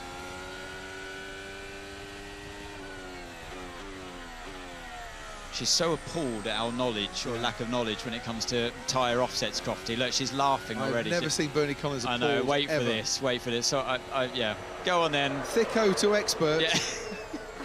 Put us out of our misery, Bernie. Come. I wasn't in any way going to pick up on your tyre knowledge. I was going to move on to something totally different. I was just going to we can come back to your tyre. You can ask me tyre questions in a second. I was just going to comment on the Aston Martin garage. As you can see, the banners up in front of the garage. Behind me, inside the car on high stands, quite a lot of work going on there. The official line from Aston Martin is they've identified an issue with the power unit, stopped the car as a precaution. They're going to assess that power unit once the car is back in the garage. But to me, from the position standing here, it very much looks like Aston Martin's day might be done. The team haven't confirmed that. That's just a bit of a feeling based on what I can see, and one of the main reasons for that is if you look at their pit wall, it is totally empty. It looks shut down for the day, so I'd be very surprised to see Aston do any further running, but not confirmed by the team. The guys are working at the car, so perhaps, but I think that's finished. Do you want to go to tyre chat now or not? Well, we could do tyre chat. We like tyre chat, and we're actually looking through a crack in the screens as well. Oh no, the camera's just focused in on Bernie a little bit more. Shame that we could see them working, and then you can talk tyre chat as well. What do you want to tell us about tyre chat? Well, I think a lot of what you said is right. Bahrain's actually one of the easier circuits, and many are in the previous generation for overtaking. The track is very rough. That leads to high degradation on the tyres. It's generally a multiple stop race, and that means that you can have people on what you said, offset strategies, slightly different tyres. Something in the region of 4 or 5 laps of tyre life here would be enough to get an overtake done previously. So this is a good circuit for testing out that overtaking. And here, obviously, with lots of different run plans and starts of run plans, you get lots of different tyre ages, and therefore we will see here more overtaking than potentially we would in a race. But this is a good track for trying it out. Bernie, just while we got you here and we're talking strategies, that's obviously going to change for this year. We saw yesterday what we think was a boost overtake pass from Piastri against, I believe from memory it was a Cadillac, maybe it was a Haas. But the point was that in using the boost button to overtake, you're obviously using more energy in that moment. He used 8th gear down towards turn 11 instead of the usual 7th. So the next lap, he got track position, but apparently the next lap he lost 6/10 because of the waste of that energy in that moment of the track. It wasn't optimal. So how on earth do you start to build that into a race strategy for this year? Sorry to throw you in put you on the spot here, but I'm just waiting for the McLaren to come by. But this is going to be, there's a lot more unknowns this year. So exactly what you said. The speed of a car can change a lot more lap to lap. We've always had it that a car could deplete its battery on any given lap and therefore be a bit down on power or down on their optimum deployment the next lap. That's always been the case. Now it's going to be a little bit more magnified than that. So I think the strategists, the pit wall, the strategy software are going to have a lot of inputs. Where are cars strong and weak? How much energy have they used the lap before? It's going to become a lot more complicated, a lot more parameters involved. Me and Crofty actually had a chat in the car on the way into the circuit. It wasn't just all music that we were discussing, but we were discussing, you know, a lot of these teams have teamed up with big IT technology partners. Is that to get ahead of this data race, which I think we're now going to see a little bit as teams try and get on top of? It's going to be much more live interaction, a lot more live reaction to what a car's done the corner or the lap before, a lot more for all of the pit walls and the mission controls that they have back at the factory to get on top of. And I think it's going to be much more interesting lap on lap, that live reaction from pit walls that we see.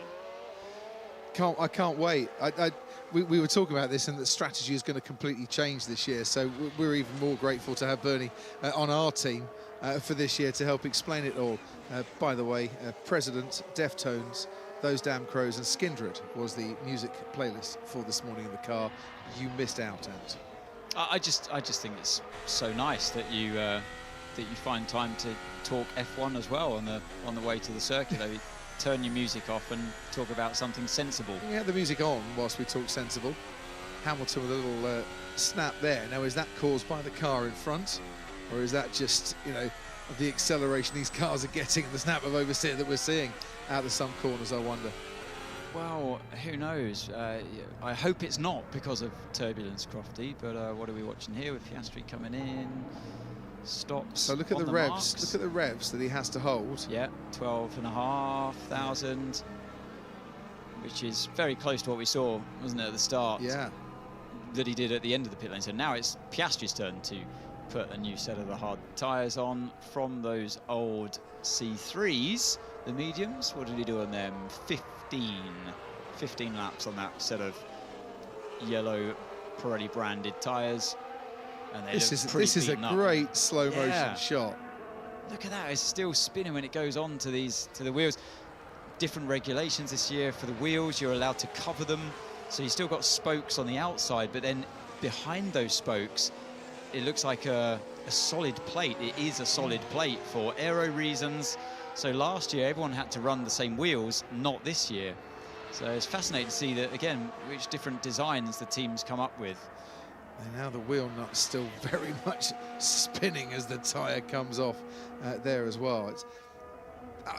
I marvel at F1 pit stops, and I hope we never ever lose that dramatic, you know, short blast of energy from the crew to get those tyres changed and the car sent back out again. It's fabulous. We talk about the pressure that drivers go under, and obviously I've felt that many a time myself as a driver when it comes to qualifying. It's probably where your heart beats at its highest, and so much is on the line, so much at stake, and we obviously praise them naturally for the job that they do under all that pressure.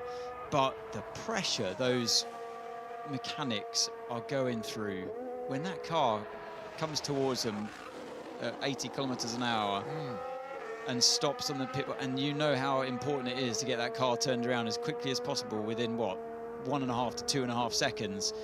The pressure that they must all feel, but the elation afterwards if you get it right. Yeah. I can't comprehend it really, and I think, you know, everyone deserves the accolade for whatever they do, whatever job they do in F1. But I mean, when you talk about pressure, that pressured environment, all eyes on you, wow, it's not for the faint-hearted.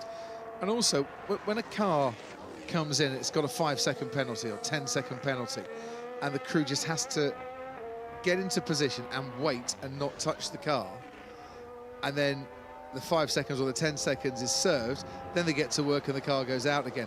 That is always a slower pit stop because they are getting to work on the wheels whilst the car is still coming into its marks, which is why a driver has to hit his marks so sweetly, and how you lose time when they don't hit their marks because you're either reaching for it one way or stretching for it the other.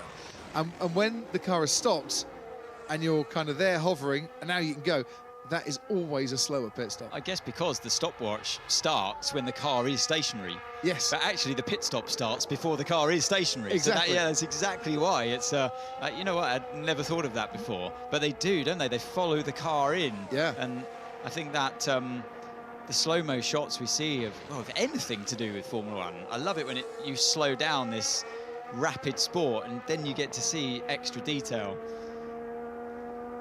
Race simulations in progress all around. Alex Albon, one of those. Let's have a little look here. He's just come out on a new set of tyres, actually. Has Alex Albon, but yeah, his best laps are 1 minute 35.1, and he's just done on that last lap of 35.5. So another push lap for Albon, and hence why he didn't have straight mode open after he had crossed the line.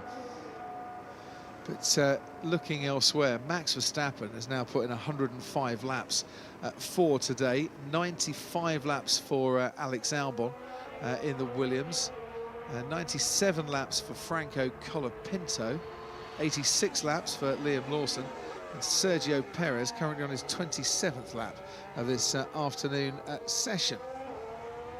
We just saw Sergio a few moments ago having a moment at turn 11. Weaving around still. That was interesting, weaving around with straight mode open. And is that a good idea? Well, you know what, because if you'd done that with DRS open, you would have spun around. Yes, it's a bad idea. Because it moved your aero balance by such a percentage that you just couldn't afford to make those kind of extreme movements. And actually we saw Bortoleto in Brazil. I was thinking just that. Spin and have a heavy crash because of an extreme movement going for an overtake with the DRS flap still open. Whereas now, because you relieve the front end of a lot of downforce and drag, your aero balance stays, it still shifts, but it's much more similar. So you can afford to actually move around a bit more. If anything, your aero balance shifts slightly more rearwards, so you get a bit of understeer when you're moving from left to right. But yeah, interesting to see there how vigorous he could be with the wheel with straight mode open.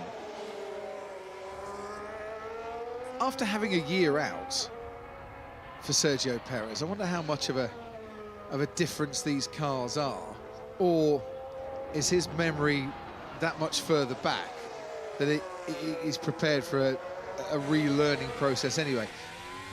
Do other drivers, I wonder, struggle a bit more getting to grips with these new cars at the start because their memory bank of driving an F1 car is that much fresher in their minds?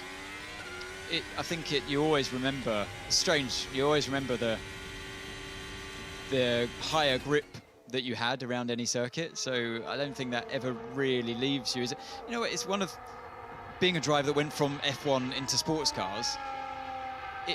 In a way, very much in a way, Formula One, it ruins you for the rest of your career.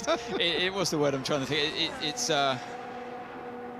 such the car is so powerful, so grippy. Yeah. Spoils you. That's the word I was looking for. It spoils you as a driver for anything else you ever drive. I like ruins. It ruins you as it spoils you as a driver because your expectation of grip and what a car can do and should do, it stays with you forever. Yeah. So, because you're always chasing that grip and anything else that you're then in. I always found, from my own experience as a driver, give me more grip, and I could adapt to it quicker than taking away grip. Yeah. Anytime you took away grip, you had to really work at it, not overdriving the car, not pushing it too hard, and that expectation of where you feel the limit of the grip is, it's so hard not to overdo it. So I think Perez would be struggling just as much as anyone else, even though he's had that kind of sabbatical, that year off. he'll be still remembering the good days of this track in his Red Bull. Oscar Piastri was telling me he very much remembers the good days of last year with the grip that he had in his McLaren car then, and how he's adjusting to cars that are a little more leery. And he said, I don't mind the leeriness, to be honest. It's fun. The cars are lighter and more nimble, and they do things differently.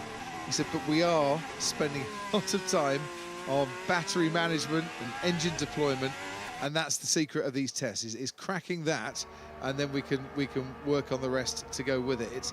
It is very much back to school for each and every one of the drivers. It really is. I mean, it's quite literally like being at school. But you know, these are the early days of a new set of regulations, Crofty, and everyone will become accustomed to it. Fans, drivers, team members. You know, I really feel like as time goes on, we won't be having to remind ourselves constantly as to how important it is for what's going on under the engine cover. We'll take it for granted. We will take it for granted. Teams will sort it out long before they come to a new track.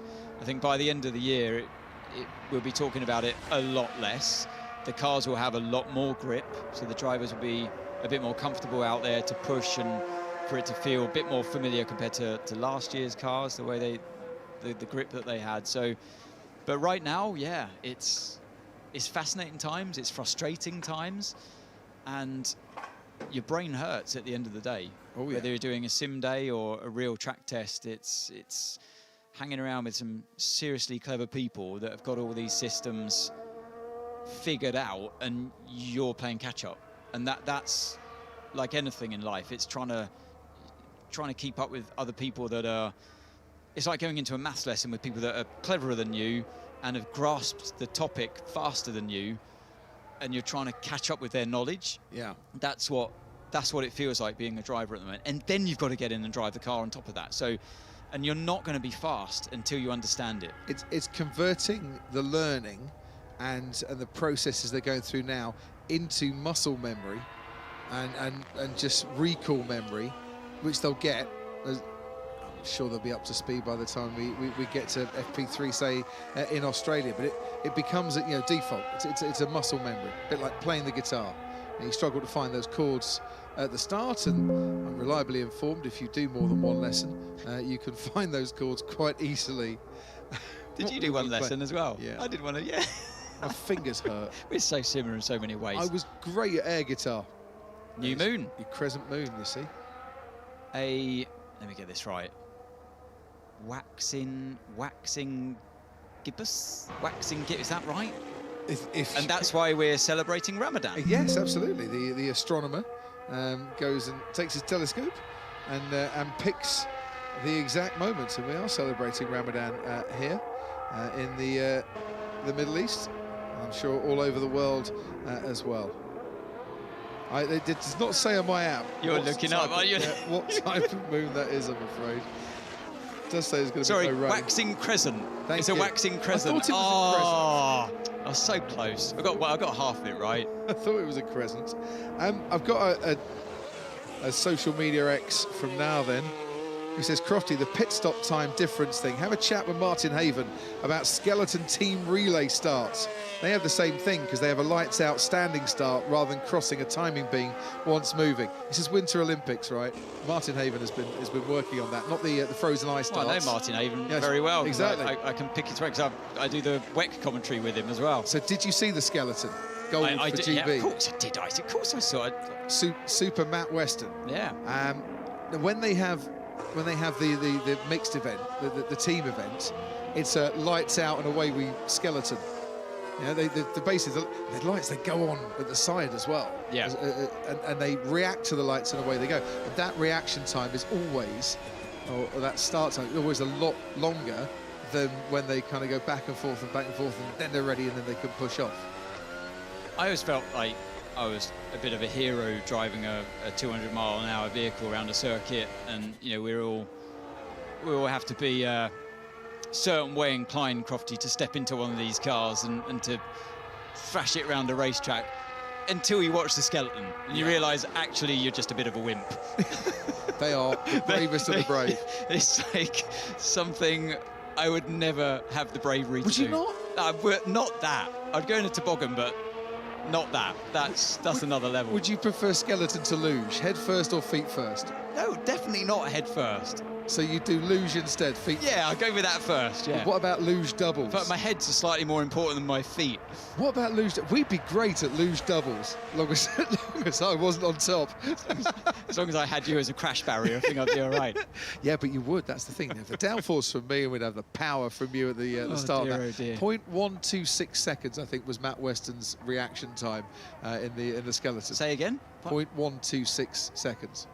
He was phenomenal. Wow, that's So I thought that human, like, it was impossible to, unless you're anticipating, say, lights out. I thought human reaction, say like the start gun on a 100-meter sprint. Yeah. I thought the human reaction was you couldn't be That's legally at 0.25. That's a 100-meter sprint. That's completely different. Oh, so unless you can preempt it. Or your Valtteri Bottas on the grid in Austria. In Austria.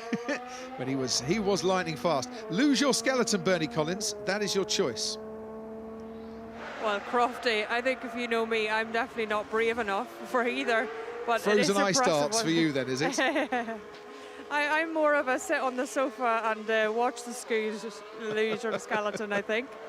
Definitely not what I'm after. But I just wanted to bring you some news from Lewis Hamilton's Ferrari. As you looked at earlier, they did that pit stop into a long run, did 15 laps on the next set. Then the cars come in. It looks to have been initially an issue on the rear brake ducts. They took both rear corner drums off the brake ducts. I don't know if you could see that.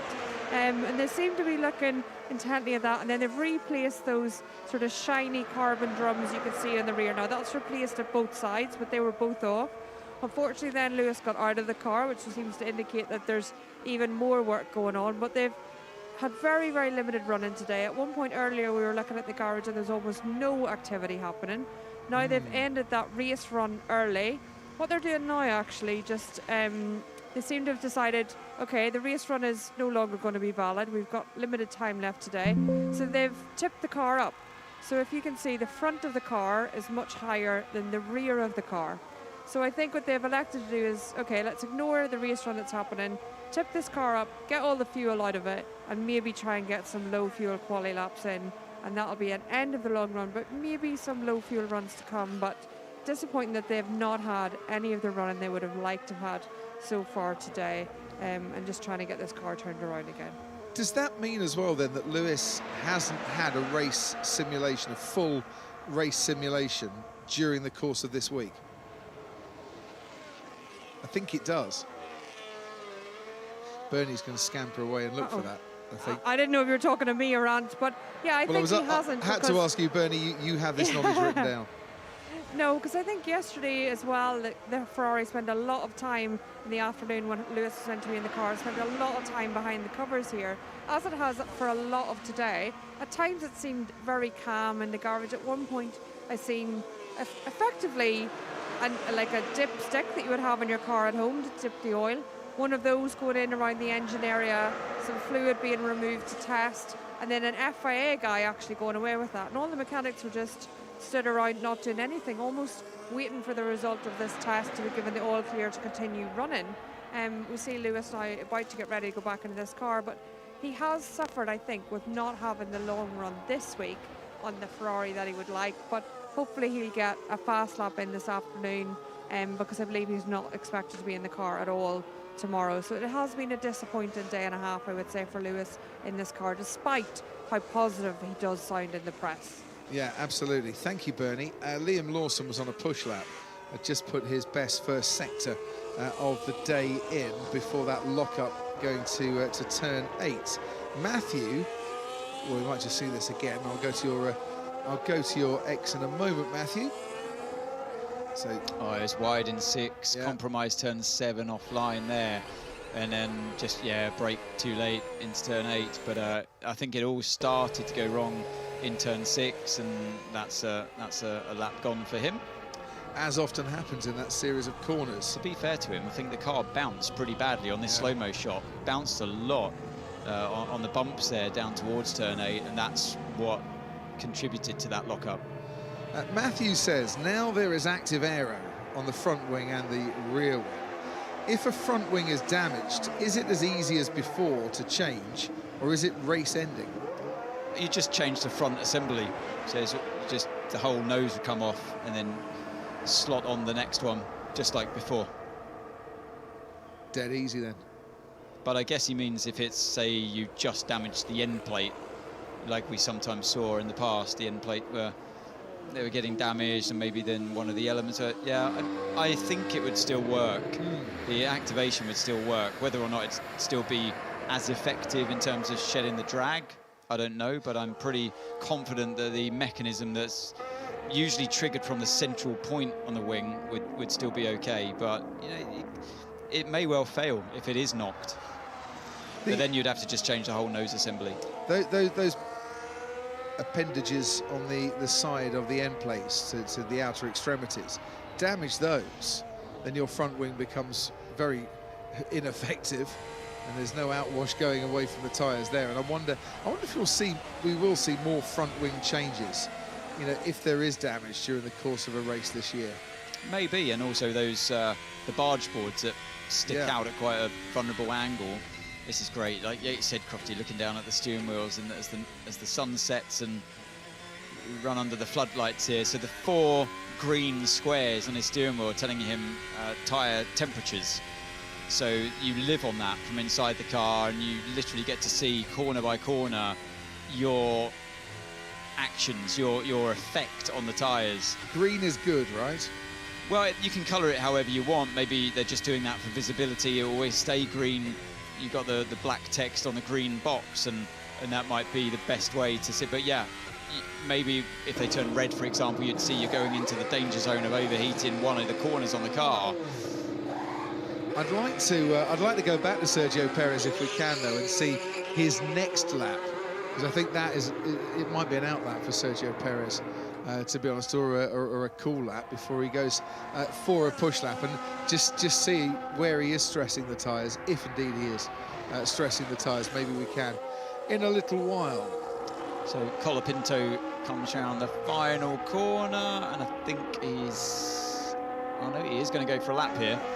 Right, so it accelerates up through the gears. That's why, yeah, see how it can catch you out easily. The start of a qualifying lap, you think, oh, they're just limping around the final corner, but no. Here we go then. So he starts his 100th lap of the day and gets the car nicely turned into turn 1, gives himself a good line through turn 2, opened that corner up nicely there, flat out up the hill towards turn 4, move over to the left-hand side, grab a bit of extra track, and ease it through turn 4. It's very easy to be too greedy there, like he was, and he kicks up the gravel. That's going to hurt him a little bit more through turn 6, he is now, and through turn 7, full throttle down the hill to the braking zone, where it's very easy to lock up, like we saw with Lawson earlier on. Get on the power, takes you up the hill towards turn 9. Feed the car in, keep turning and braking more and more as you go into the corner of turn 10. Good rotation on that Alpine, I must say. It was the same in turn 1 as well. Then keep the car as straight as you can, like a dart towards turn 11. Brake, use a bit of that serrated curb, ease it in, be patient on the entry in mid-corner of 11 before squeezing the throttle as early as you dare on the exit. Turn 12, bit of an easier corner these days with 0 deployment. And then 13, get on the power early, use all the curb you can within track limits, of course. Not his best sector through sector 2. I didn't see anything wrong, but he's been through there quicker before. In the final corner, the car looks good at slower speeds, sparking away on the exit. Looked like the rear of the car, they're running it quite low. And that's the lap complete, 2 seconds off, P7, and another yellow sector in the final sector for him. I was going to say, if there were more corners like turn 1 and 2 and more corners like turn 9 and 10, that would have been a much better lap for Franco Colapinto, but he was losing on the straights and he was losing on the higher speed corners as well. Yeah, so let's see in turn 4. Actually, I said I couldn't see anything wrong. Yeah, turn 4 was a little bit wrong. Couple of stabs at the steering, always better to see it from on board. Yeah, and you just heard the revs even go up as it wheel spun momentarily on the exit as you went through the gravel. And we had 2 closer shots through turn 6 to really see whether he was properly online or not. Yeah, sparking away as well on the exit over that curb. Not pretty. But here's turn 10, and the car looked very good. It's fantastic there. It's doing exactly what he wanted. Certainly was. Kimi Antonelli's on a push lap. Oh, yeah. He's done his best first sector, and he's setting a few purple mini sectors. Here he comes into turn 11. He's super aggressive, has been all last week, continues into this week as well over that curb before turn 11. Full attack for Antonelli into turn 13, early on the downshifts, purple middle sector, like you pointed out, Crofty. It was already looking good, and that clarifies that one. Now can he keep it going down that back straight? Bring it to the left-hand side, slow it down nicely, down into second gear, unbelievably, for the final couple of corners. And then back on the throttle, brings it to the line. What's it going to be? It is the fastest, half a tenth. Well, we caught that just in time, that lap. Fastest lap of the day for Kimi Antonelli, who set the fastest lap time overall for the first Bahrain test too. That will very much put a smile on the young man from Bologna's face. 132.8. So there's only 2 drivers have dipped into the 132s today. Oscar Piastri, and by nearly 6/100ths of a second faster, Kimi Antonelli. So now only 1.1 seconds off of the fastest time of 2022. Same time of year, of course, so that the pre-season test. Yeah. And the car, it looks good, didn't it? It looked like he had the grip he wanted, especially from when we picked him up at turn 11. It was interesting to compare that against Colapinto's lap. Well, I know fuel loads and could be different at this stage, but it's, I mean, visibly, it is obvious that he had more grip available from where we picked him up. But Colapinto was going for a push lap. Oh, definitely a push lap, yeah. But maybe a bit more fuel on board. Or maybe just they'd tweak the setup. Yeah. And we saw the car responding well in the slow speed, but not so much in the medium speed section. Oh, big lock-up from in front of Ocon. Franco Colapinto. Oh. Into turn 1 as Esteban Ocon goes 8th fastest with that 134.6. That was Colapinto locking up. Tyler Hamlin says, give me some good news with a Haas team, please. Could this be the year for a Haas podium? I've been waiting. Well, the best news I can give you is that when I bumped into Ayo Komatsu a little earlier this morning, he was looking very pleased with the way that this test was evolving for his team. And said that whilst we had issues right at the start of testing this winter, we've been putting a lot of laps in and really going through our program, methodically without too many distractions. Esteban Ocon, driving well, Ollie Bearman driving well, and a young driver there that should push Esteban to a certain extent. And he said, to be honest, we're very, very happy with the way things are going. Here's that lock-up. Well, that grabbed from very early on, didn't it? Didn't it just? I wonder if he took a slow lap before that, because he was pushing once again. That looked like he was opening a lap to push once again there, and in slowing down the lap before, maybe lost too much temperature out of these front tyres. That are narrower, of course, compared to last year. Exactly. And they're going to have to relearn that element as well. And with narrower comes less contact patch this year. Here's Lewis Hamilton making his way around turn 4. We are going to go trackside, I think, because Lewis Hamilton is on a push lap here, and Jolyon Palmer stood at turn 9 and 10 can get an eagle-eye view of what the Ferrari looks like going into those corners. Hi, Joe. Hello, Crofty. I promised you Lewis Hamilton's fast laps, but I'm pinching it for you trackside, because here he comes. Hold your horses. He's on a slow lap, so I don't know what's happened there for Lewis. He was on a quick lap, but just as I said, Jolyon Palmer, he slowed down. No, he went off in turn 8. Yeah. He locked up and went wide in turn 8. Okay. Crofty cursed it, Jolyon. So, yeah. This was the same yesterday, wasn't it? But I'll tell you something else that I've seen. When he came out of the pits, he came through like he was almost on a push lap already, not recharging or not deploying any energy, as we see Max Verstappen coming in behind on a long run. The other interesting thing, once we got Max here, listen to those upshifts on the corner exit.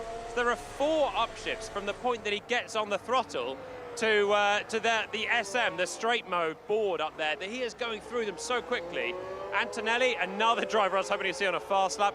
I was here, guys, just as he came through on that session topping time, and the big thing for me was he had the front end there, but the traction that he had as well. It looked like he had a decent front end, but the grip was just there for the Mercedes. So compared to the Cadillac that's come through, Checo struggling for front, and it's the sort of corner where you do often struggle for front end here because you're braking and turning. We've got the Audi coming through on a long run here with Checo now just behind on a slower lap. But yeah, the Cadillac washing a lot with front end. The Mercedes able to get that car turned in with Kimi, obviously on a qualifying sim lap now, but able to find that throttle as well. So the trade-off of getting the front in but causing instability was pretty good there for Antonelli, and proven by the amount of grip. Yeah, Hamilton going quickly on the outlap, and this is going to be a trade-off as well. You've got to keep the tyre temperature in by going quickly, but you don't want to go too quickly on the straight and start deploying your energy on the outlap. So Piastri comes through on his long run. You can actually just hear the wheel spin kicking in there. Here we go, Hamilton on a fast lap now. Car sparking slightly. He's oh no, he's wide. He's wide into the apex. And again, that's then caused him traction issues on the way out. So unlike Antonelli, who was nice and neat, got it in, cars are generally struggling at turn 10 here if they can get it stopped. I haven't actually seen any lockups somehow down here. I thought that was going to be the main feature. Instead, it's understeer right now. Antonelli getting the car turned in. The Cadillac not looking great. They're on lower fuel as well, it seems. Here's Antonelli. Let's go again.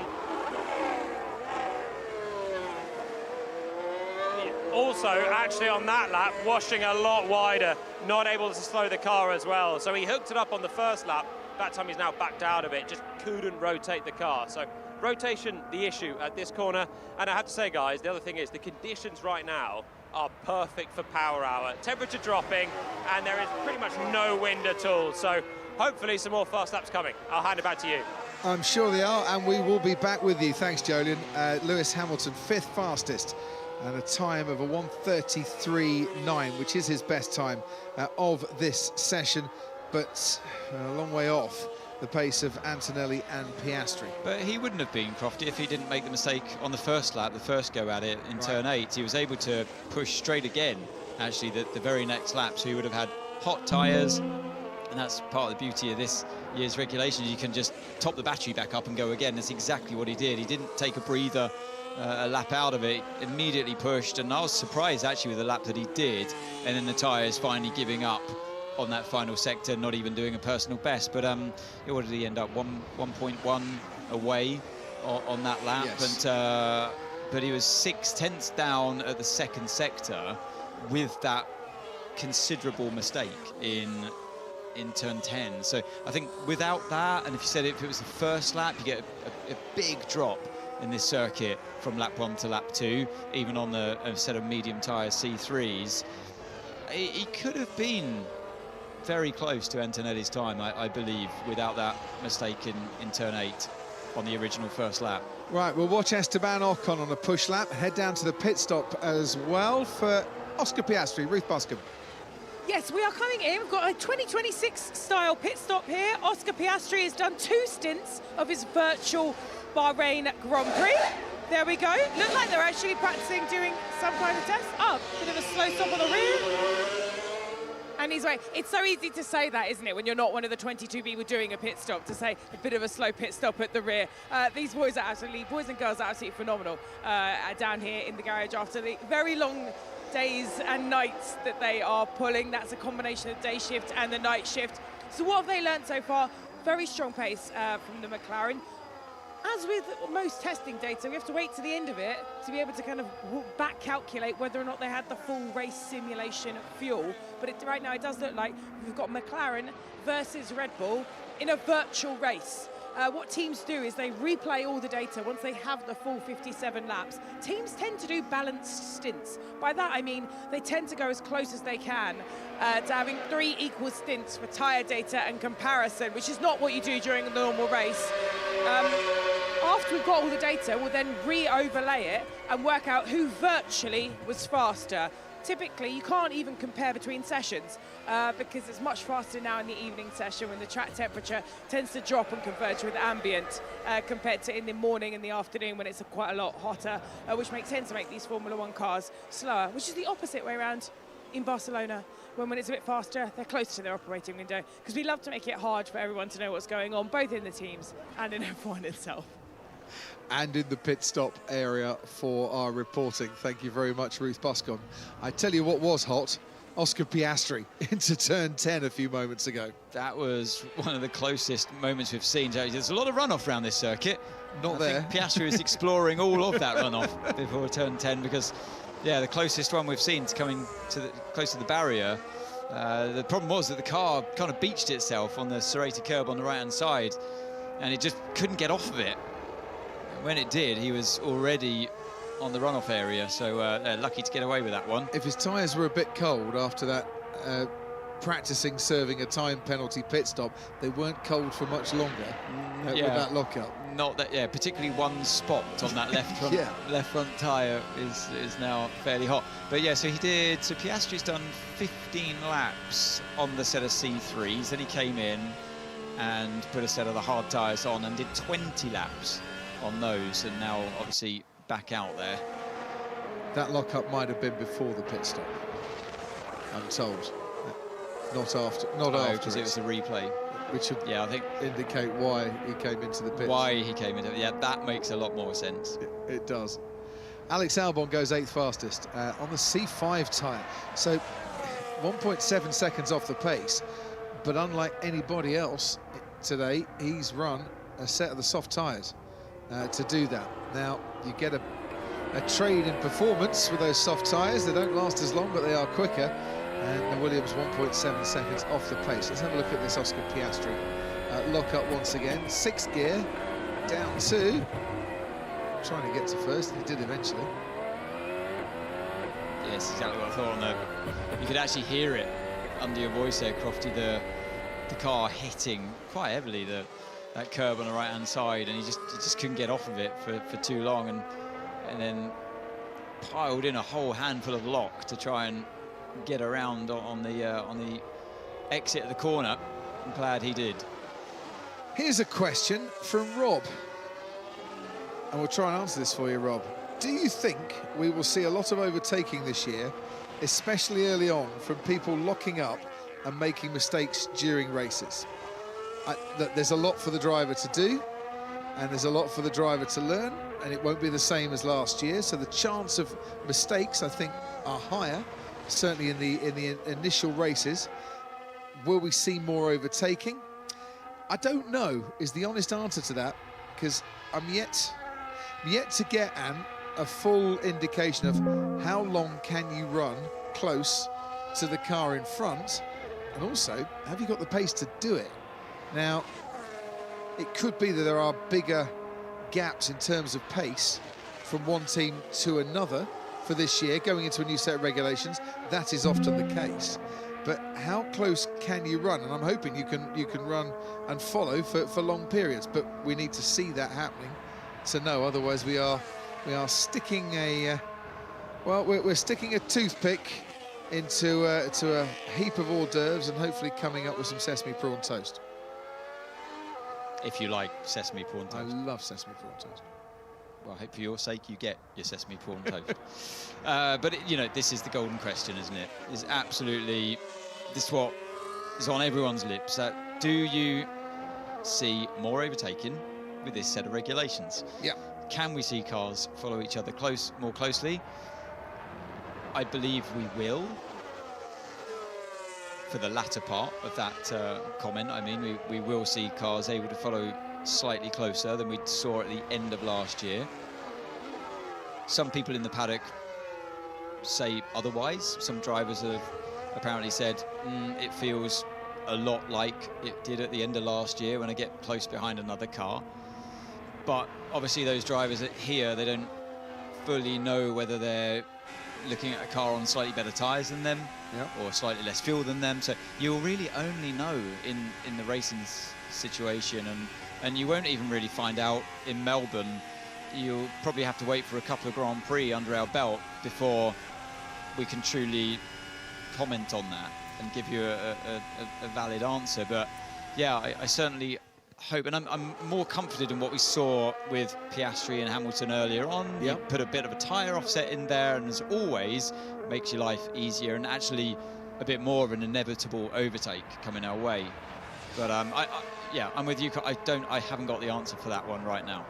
Kimi Antonelli might have locked up going into turn 1, hence that smoke that you saw. But through mistakes, yes, I do think, yeah, will we see overtakes because of drivers' mistakes? Then, yeah, I'm really convinced we'll see more of that. You know, we used to get, teams would bring upgrade packages that were circuit dependent.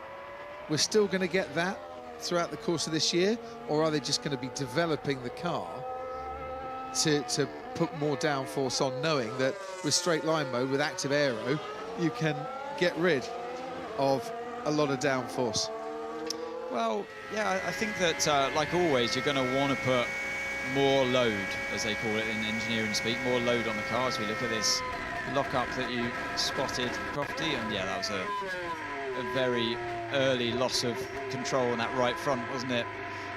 He was clearly expecting a bit more grip, and something that continues on almost at the end of day 2 here. Drivers still getting caught out with the braking. Look at that huge lockup on that right front. It's the prototype tyre, don't forget, so it might have had a slightly different feel under his left C3 foot. Yeah, still C3, just but a different origin when it comes to the manufacturing process. It's the brakes, my friend. Do you reckon it could be the feel of the driver on the brake pedal? I don't know. Who could we ask, Crofty, when it comes to braking? Well, we got a special guest in the commentary box. Do you want to introduce our special guest? Well, we have Mario here from Brembo. Yeah. Thank you so much for joining us in the Super Mario, the racing director for Brembo. It's a pleasure for me to be here. Good evening, everybody. Well, thank you very much for coming in and joining us. We haven't talked a lot about brakes. We've seen drivers exploring the limits of what the brakes can do. Yeah. But the demands on the brakes and the brakes themselves changed a lot from last year, correct? Yeah. It has been changing because, of course, the technical rules is completely different. Just to mention a few differences, of course, diameter and thickness on the front and on the rear discs. On the front, you can have 8 pistons instead of 6. You can have 2 pads instead of 1. And this is something that is lasting for the last 30 years. So it's a very big change. You can have holes into the discs that are a diameter of 3 millimeters instead of 2.5, and no, 2.5 instead of 3, so increasing the numbers of holes up to about 1,500. And you can have 3 fixing points, one of which is a sliding one. So it's a completely different kind of braking system on the front and on the rear. And on the rear, of course, there is the contribution of the regenerative braking that is almost 3 times the last year, the electrical contribution, I have to say. We're talking about instead of 120, we are now 350 kilojoule per second. So in terms of power is kilowatt. So it's a completely different world, I have to say. What are the differences, in your opinion, from Barcelona, where we saw the shakedown of these new cars, to where we are now in Bahrain? For me as an ex-driver, I always saw Bahrain as quite a heavy-duty braking circuit, and how do you design the brakes for these extreme cars with a multitude of different circuits? I mean, this is a question for us, but it's also a question for every team, because we deliver braking systems to all the grid. So they have different philosophy, they have different needs that are based on the philosophy of their car, that are based on their own to the needs of the driver, okay? And so if you talk about circuits, like Barcelona is a medium severe one, while where we are here is one of the top 3 circuits in terms of demanding, because there are 4 very, very heavy breaking points, and this is something that is useful for us. For example, when we validate in Brembo, in Bergamo, our systems, we do 3 times this GP in order to validate and be sure that this the new system that we are going to validate is a proper one. So if it can cope with 3 lots of a Bahrain Grand Prix, which is 171 laps off absolutely. the top of my head. You're right. Phew. Then it can cope with absolutely anything. So we are safe. We're safe. And they are safe as well. Love it. Stay with us. Yeah. We're going to go trackside with Jolyon Palmer for a few moments, and then we're going to carry on talking brakes. Jolyon. All right, guys, sorry to interrupt, but I'm actually going to be talking about the brakes because I'm at turn 8 now, a downhill through 6 and 7, and I'm looking at Max Verstappen and Oscar Piastri, who are tailing each other through here. What I've noticed is a difference in approach. I can hear a car coming into view, but it's not Max or Oscar. We're going to get, first of all, a look at Esteban Ocon in the Haas sweeping through. Max is able to use a lower gear through the apex. Here he comes now. So he's crawling over that entry curve, and it's like he's driving more with a V-shape, straightens off the exit and punches out with all of those short shifts I was describing. Now look at Oscar coming through, uses nowhere near the curve of Max, releases the speed into the apex. He's a gear up as well. He certainly was at turn 10. And then that means he's actually got a little bit more turning to do on the exit of turn 8. So Max is coming in, using all the curb, which Oscar's not doing. The Red Bull v the McLaren. Max is then punching it in, getting down the gears. The car of the Red Bull has got a really good front end. It's quite sharp. And then he's rotating it slowly at the apex, but really delivering the power in a straight line. And that's allowing him to punch out using those gears. To me here, we've got a difference in style. Oscar's running the speed in, carrying that apex speed in the classic VVU shape. So Oscar's running a little bit more U, carrying apex speed, but it's making his exit a little bit harder. And the other thing is, as I left you, I said I was expecting more lockups at turn 10. We had that big Oscar lockup that I'm sure you've seen as well, trying to carry the speed. The other thing he tried to do was try Max's extra downshift. So I think we're talking first gear at turn 10, and it didn't sound nice with the McLaren. It made the drivability really difficult, and he struggled to get the exit, which Max is able to do. So I think teams are looking at each other and trying to work out the best way. Is the Red Bull option good? Are other things good? I'm sure everyone's looking at Ferrari after today, but it doesn't mean you can just copy the other one because it works for them, because I didn't think it worked that well for Oscar Piastri. As Max comes into view once more, let's have another look at this in towards turn 8. Major abuse, but not over track limits. Slow the car, turn it round, stamp on the throttle, and we'll pan back. Esteban Ocon getting swamped by these two now. Oscar nowhere near the curb, but he runs so much wider through the apex. He's later to the throttle. It doesn't hurt you a huge amount on the exit there because it's not a massive run towards turn 9, but it is quite clearly a difference in style, which is interesting at the end of today. Back to you guys. That certainly is. Jolyon, thanks ever so much. Great to have you with us out and about trackside. We're with Brembo's racing director, Mario. So we're talking about the extra demands on the brakes for this year. How do you simulate that? So before we go to a Barcelona shakedown or even to the Abu Dhabi test at the end of last year, how do you know that your brakes are going to be okay? Because you can't really test them out on the track for the first time because it's a bit late by then, just in case they don't do what they should. This is a very, very good question. Of course, I'm questioning to you as well. I mean, the car that you were driving 30 years ago, what's about the connection of the car you're driving nowadays? I mean, nowadays we have artificial intelligence, we have self-learning system, we have digitalization, we have, of course, all the simulation that we can use in the world that can give you a digital anticipation of reality. And this is something that we love because, of course, compared to 20 years ago, also to 10 years ago, we are, I give you a number that is, let's say, an estimation, a personal estimation.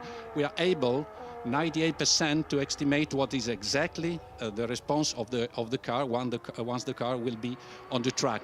And this is thanks to digitalization and to the simulation that we tuned up along the last years. In the last 5 years we did a huge progress thanks to the support of course also of the artificial intelligence.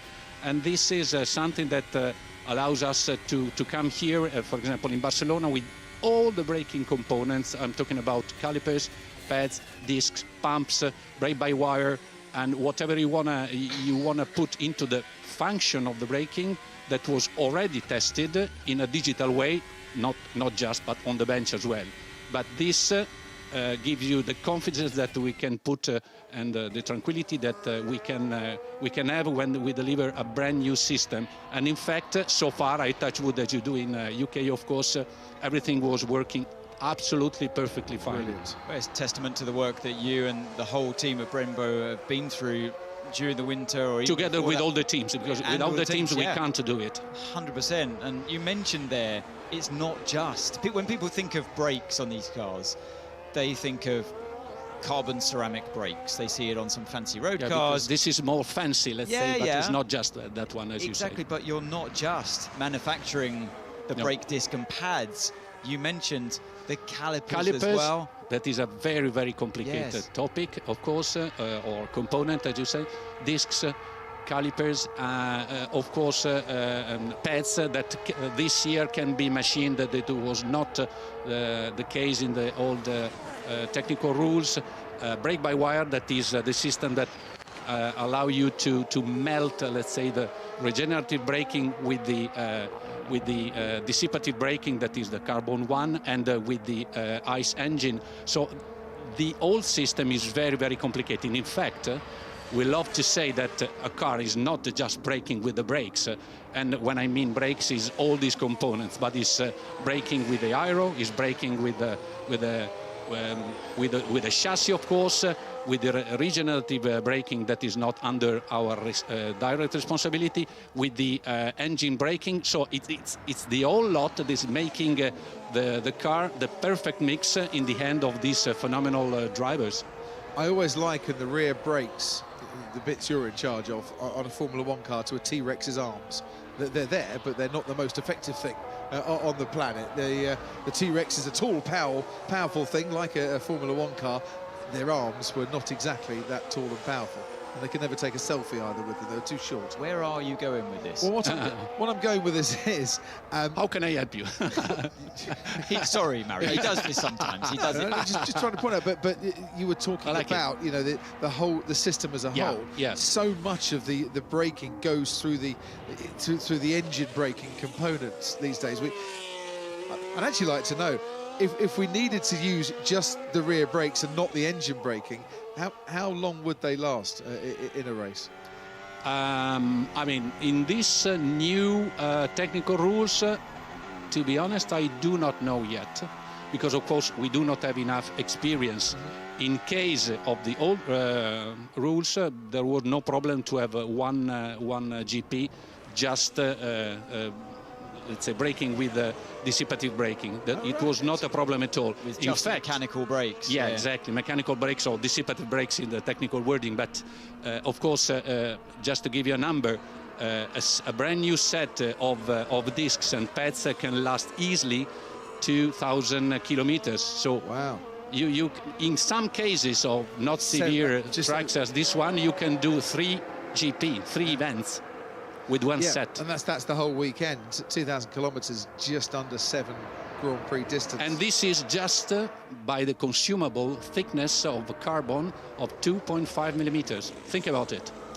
And how hot are we seeing? I mean, we don't have to give any secrets away, but it's rough kind of not temperature. A secret. This is reality. Is a very, very good point, because in the front axle, almost nothing has been changing from the last year to this year, even if we are seeing lower temperature, but easily you can pass 1,000 degrees C on the front. On the rear, this year we are seeing a very cold situation, because of course, due to the higher power of the regenerative braking, you are braking with the dissipative one much less.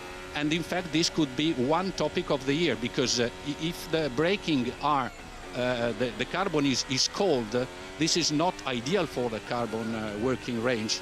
If you arrive into a severe braking and you need to activate the dissipative braking, and your temperature, for example, is from 80 degrees C, something to understand, to 120, the mu, that is the coefficient of grip, can be doubled. So the difficulty of a braking point when the mu is changing is extreme, and this is something that those drivers have to learn to cope with, or all the teams have to fix with some software, let's say, ad hoc strategies. So maybe this is why we're seeing these huge lockups. Absolutely, absolutely.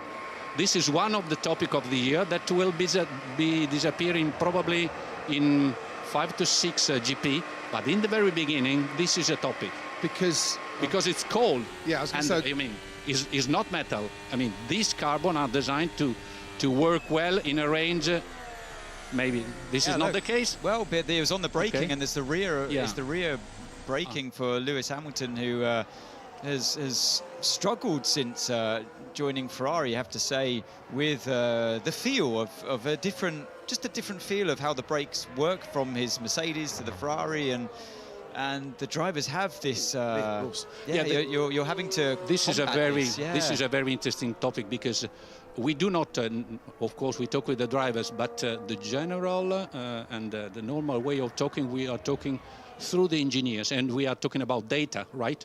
But when it comes to talk about retardation and modulation, is something that is very close, far from data and close to feelings. So it's very, very difficult to talk about something that is a feeling. Someone likes a very, very heavy braking in the beginning and then a long modulation, and someone else the opposite. So it's difficult to judge what is the perfect one. We just saw Liam Lawson heading off the track there, and he's headed into the pits unsurprisingly after it.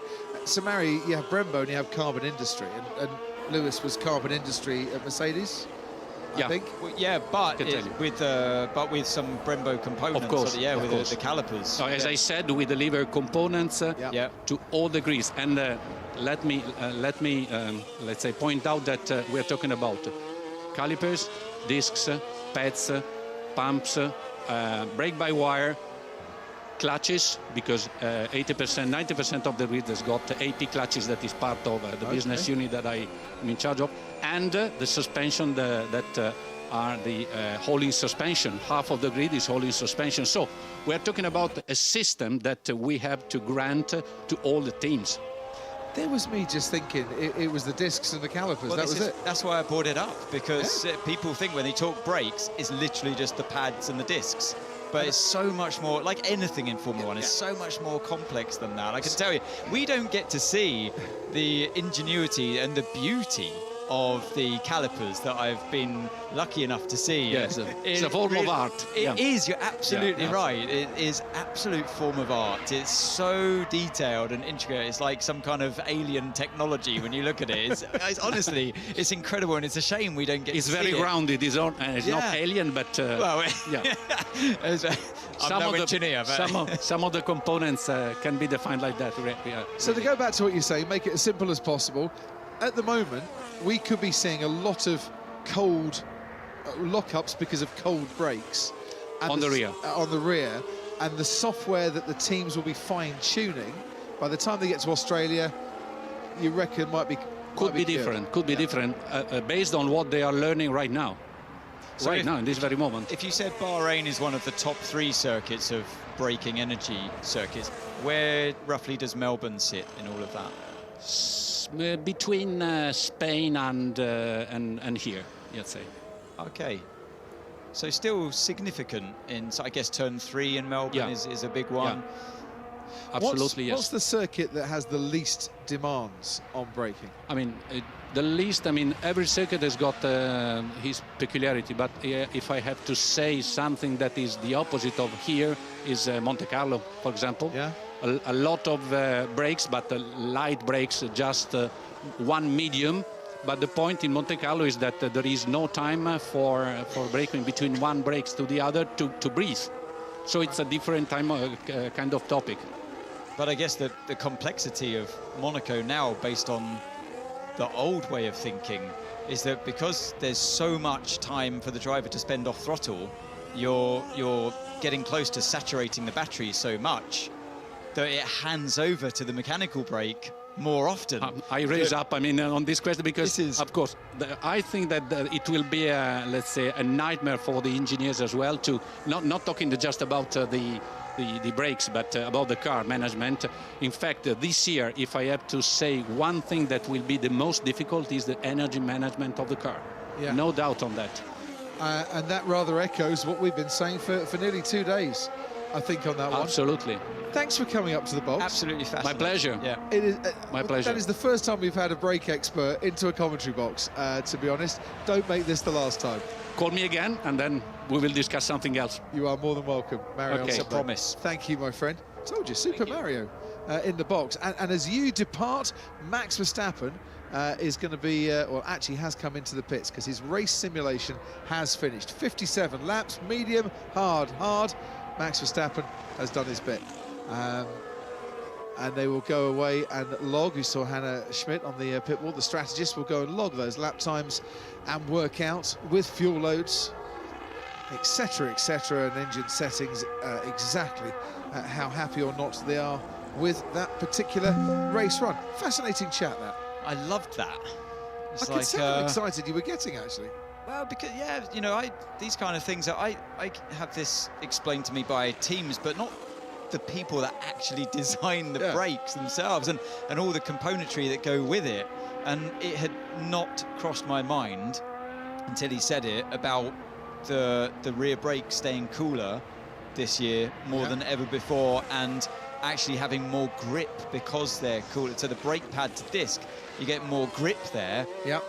And in those moments where you might be getting a bit of handover from the electric motor to the mechanical brakes, well, that's surely going to play havoc with the balance of your brake bias from front to rear. And that brake bias, we see drivers adjusting their brake bias, but will that be done for them more this year? I think it's going to, it could potentially be more of a talking, but like you said, only in the cooler conditions, because you're trying to equalize as much as you can the temperatures of not just your tires but your brakes as well, and how the two go hand in hand. Honestly, fascinating stuff. And when the driver presses their foot on that left brake pedal and you feel the stopping power, the retardation, under the power under your left foot, it's like he said, every driver's got a different requirement. Absolutely. How grabby, he referred to it as the mew, typical engineer speak, the mew of the brake pad and disc. It means the grip, basically. So you have that with the tires, and you also have that with the brakes, and it's such an important element of the corner when you hit the brakes. And this is where the drivers are falling foul of time and time again on this very braking dominated track. Franco Colapinto, I think, is about to improve his time. Yeah, he goes 5th fastest, second off the pace, but after putting a set of the C5 tyres on. Meanwhile, C3 tyres still for Lewis Hamilton, who set a personal best in the first sector, couldn't replicate that in the second sector, but does eventually go 5th fastest at a couple of tenths ahead of Franco Colapinto and a couple of tenths behind Lando Norris.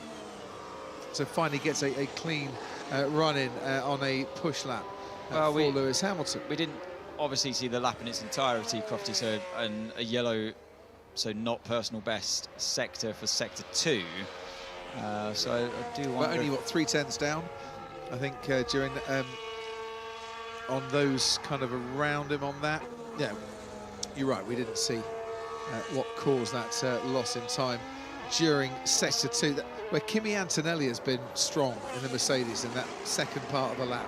Still feel like that Ferrari's got a bit more in it, that it hasn't been, the whole lap hasn't been put together yet by Lewis, and you know, he's had such limited time in the car today, but maybe that was the best he could get out of it. Maybe it was an error-free lap, but my feeling is the car's got a bit more speed in it, because the race runs have looked a bit more promising.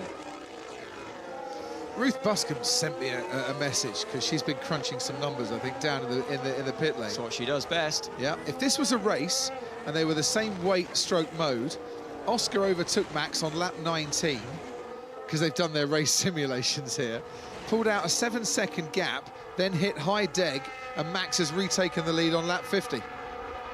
Is this with or without that massive lock-up and going wide in turn 10. Well, that's that's your high deg for you there, you see.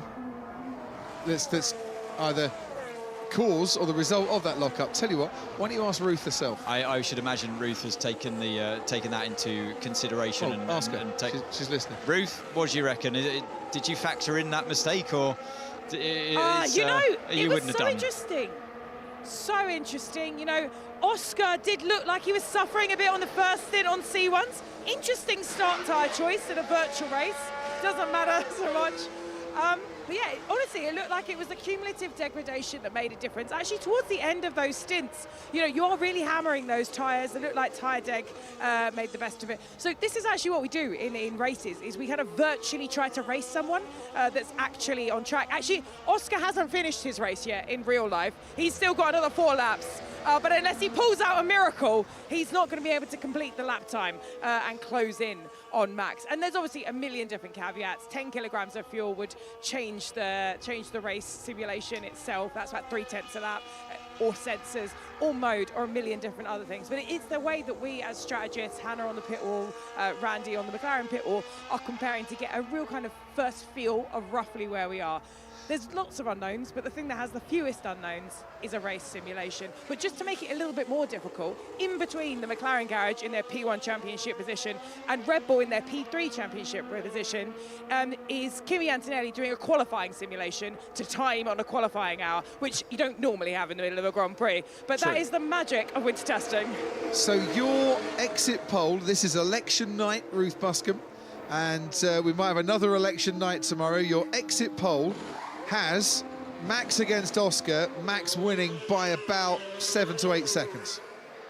Oh, has Oscar hit a cliff? I need to go talk to my data team again. I'm just going by what you...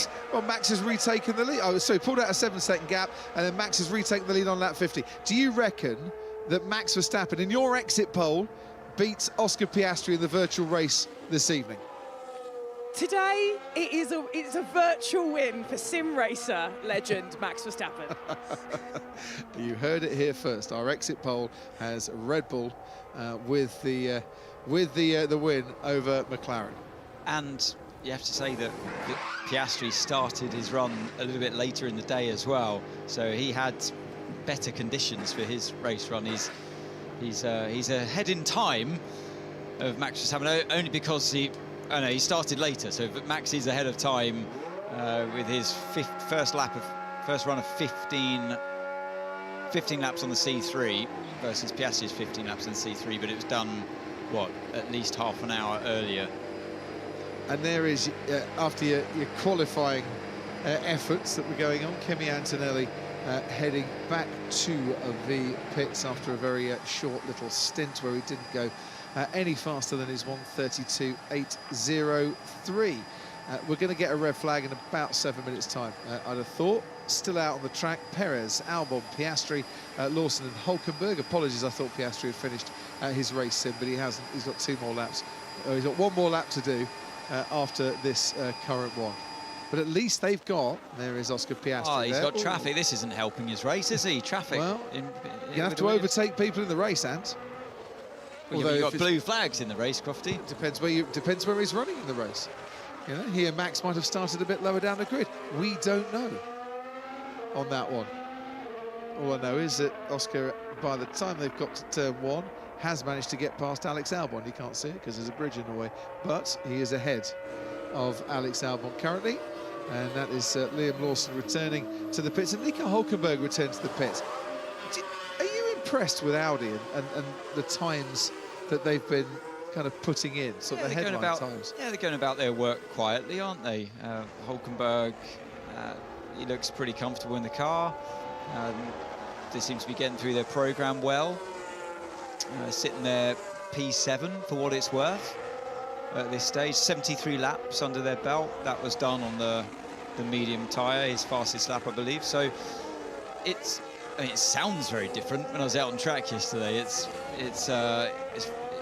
makes an awful lot of noise under the deceleration phase compared to many other teams out there, particularly the Ferrari power unit. So yeah, very distinctive in its downshift phase with the overrun. But I am impressed. Brand new power unit. we keep talking about Red Bull powertrains and what a great job they've done, but Audi as well, brand new power unit for them. So, and partly we have these regulations because of Audi's arrival in the sport, getting rid of the MGUH, which was felt wasn't as road relevant, as we now see Piastri coming in for, is this a pit stop or the end of his race run? End of his race run. But yeah, I think Audi have been they've been fairly solid, haven't they? This last couple of last week and well, the shakedown in Barcelona as well. Promising signs, I think. Absolutely. Not that they're not, well, they're a brand new name, but they're not the brand new team, because they are the Sauber of old, with, of course, the Audi, the new Audi power unit. Just been sent this message, and you know, as I give you this message, exactly who sent it to me. All this talk about Ferrari's rear wing. Petrobras F3000 team, led by their chief engineer Gavin Jones, did that in Monza in 2002. Tricked everyone by using a wing cover and won. Completely legal, but no one else thought about it. This is the Ferrari 180-degree spinning wing. Yeah, earlier in the day, I know it's a long day, and many of you will just be tuning in now and wouldn't have heard that earlier on. And it was actually mentioned that it's not the first time it's been tried. Obviously, that was a fixed component back then, whereas this wing on the Ferrari, not this exact one they're running now, but earlier in the day, you could flip around 180, but it's achieving the same thing. You know, it's not a, for an aerodynamicist, it's not a new phenomenon. It's not a new idea. So it's just with the ability to activate it these days for so many straights on a circuit, it becomes an opportunity. Other teams have thought about it. Rumours in the paddock. You know, other teams, it did cross their minds. It's a reality. They knew it was possible. But Ferrari have actually gone and done it. They've designed it, and they can use it if they need to. So I'm fascinated to see when they'll use it. It's not in use at the moment. They've gone back to the rear wing from before. Lewis Hamilton has just gone ahead by 5/100ths of a second of Lando Norris to go P4 in the timings. And to do that now with the tyre age, what is he on? Looking at the tyre sheet there. Oh no, was it actually another brand new set that went on? At least a lap under his belt, wasn't it? Because we saw the lap earlier on. Because they didn't get the race run in with Lewis, they're very much prioritising qualifying towards the end of this day. I think that might have been another new set of tyres. But still, you know, I said I thought the car had a bit more speed in it, and they've delivered that. So yeah, Lewis getting his eye in after that long, painful break from this morning. The car spent so much time in the garage, but he's at least able now to push it a couple of new sets. And it's amazing how you can get into a new rhythm, an expectation of grip when you get a couple of sets of tyres in quick succession under your belt. Even if you're Lewis Hamilton, it's you learn from each set that goes on. Who do you think sent me that message about the Petrobras F3000 team and a photo of Gavin Jones swapping the wing on the grid? No idea. Which person do we know that would have that sort of information and a photo at his fingertips? No idea. Lots of people have information at their fingertips. Who yeah, come on. Who? Oh, see, I didn't know that he knew that he... Did he drive for them, or...? Karun Chandok, yeah, ladies and gentlemen. My fun fact of the day, he says. And yes, and some of us only tuned in for the final hour. Well, welcome. Welcome, finally, Old Karun. news, Chandok. Old news. Welcome along. Better late than never. I told you it was going to get a red flag, and here it is. I think Sam Collins beat you to that one, Karun, a long time ago. Sam was the man that spotted it earlier today. So we're going to be doing some race starts, or a race start at the very least. We might even get an extra formation lap, as we had earlier today. Let us see. First of all, red flag, race suspended. So everyone will make their way to the pits. And is this Red Bull using this for a bit of a constant aero test? When the Flovis paint on, they know they're going to be going at a very steady speed because the red flag is out there. So send Max out just before the pit lane closes and do a constant speed on those on that front suspension. It looked like you can see his speed on the top left of his dash there, down to 80 kilometers an hour now, accelerating back up, 120, 140, 50, 70. So that's the speed of the F1 car acceleration. And then, yeah, it comes into the pits and it's at 80 kph, obviously on that pit lane speed limit. So, but I did see he was hovering around 212, just sort of sitting there just before the final corner. So it could have been some cruise modes going on.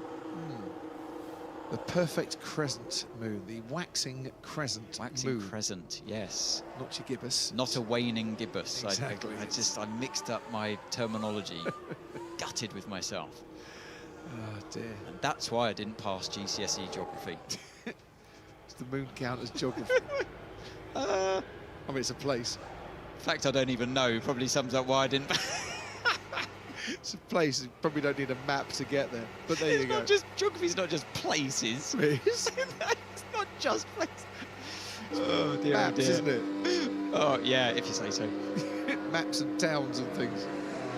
Right. Astronomy. Yeah, that's the word I was looking for. That would be a study of the solar system, I would have thought. I'm not even going to attempt that. You're great at energy systems on F1 cars. I'll stick to F1 cars. You're rubbish at the solar system. His planet, ladies and gentlemen, is all contained under the bonnet and the hood of a car. Right, so to the end of the pit lane, then switch off, and they'll test now whether they can restart the car. Oh, look at it. Q. They'll also be testing, can they push in?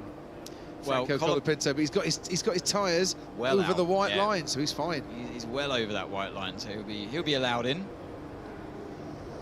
We're going to get a proper start here as well, because I think everyone is now queuing up, except Fernando Alonso, who we haven't seen since that stoppage, and Bernie Collins thinking about an hour and a half ago that's session ending. I'm nervous for them, Crofty. I know it's not a real race. It's still nerve-wracking. Yeah. And it's a new system that has been put in place with a flashing blue light to let the drivers know that time to get revving in it, and the start is coming before the start sequence then kicks in. All will become apparent if you haven't seen it so far. We have a... Oh no, there is a real track hazard. I thought it was yes. just the graphics on our screen. It's the McLarens pulled off on... Oh dear. On the escape road in the middle of turn 1. There is Oscar Piastri, the second fastest time of the day, but stranded. And after Lando Norris didn't have a very good start in our previous time, is Oscar Piastri going to get a start in here? He's pulled off. He's not actually on the track itself here. Can he get the car going? As we're in neutral currently. There's not much urgency around it, is there? I wonder if this can't be part of the plan. Well, there's your flashing lights to say that he is stopped and he is stranded, and to warn other cars if he was facing in the direction of travel that there is a stranded car on the track. But they're surely going to want to get rid of that car before they allow a start to take place, even though it is off the track. But you wouldn't want to have a car parked there and a whole load of cars hurtling towards turn 1. They've cleared it. Well, it says clear in sector 2, so we are clear to go, I think, by race control.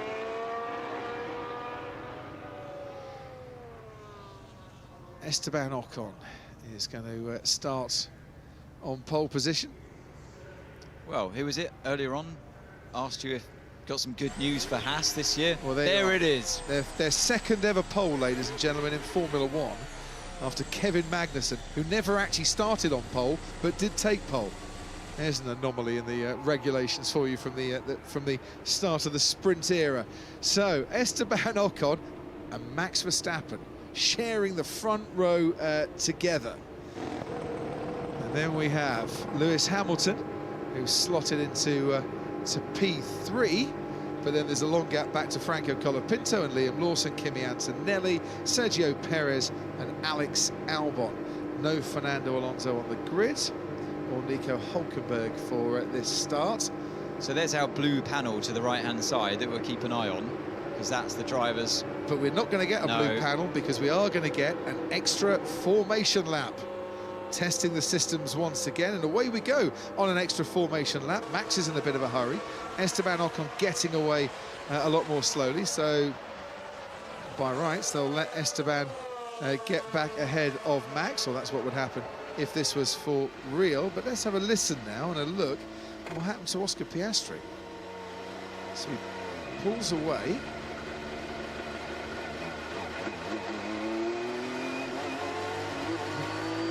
Proper kangaroo juice, jumping away in the car.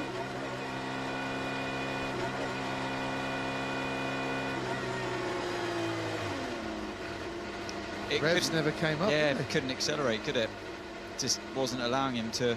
I wonder if that's a throttle sensor issue, or where he's going now.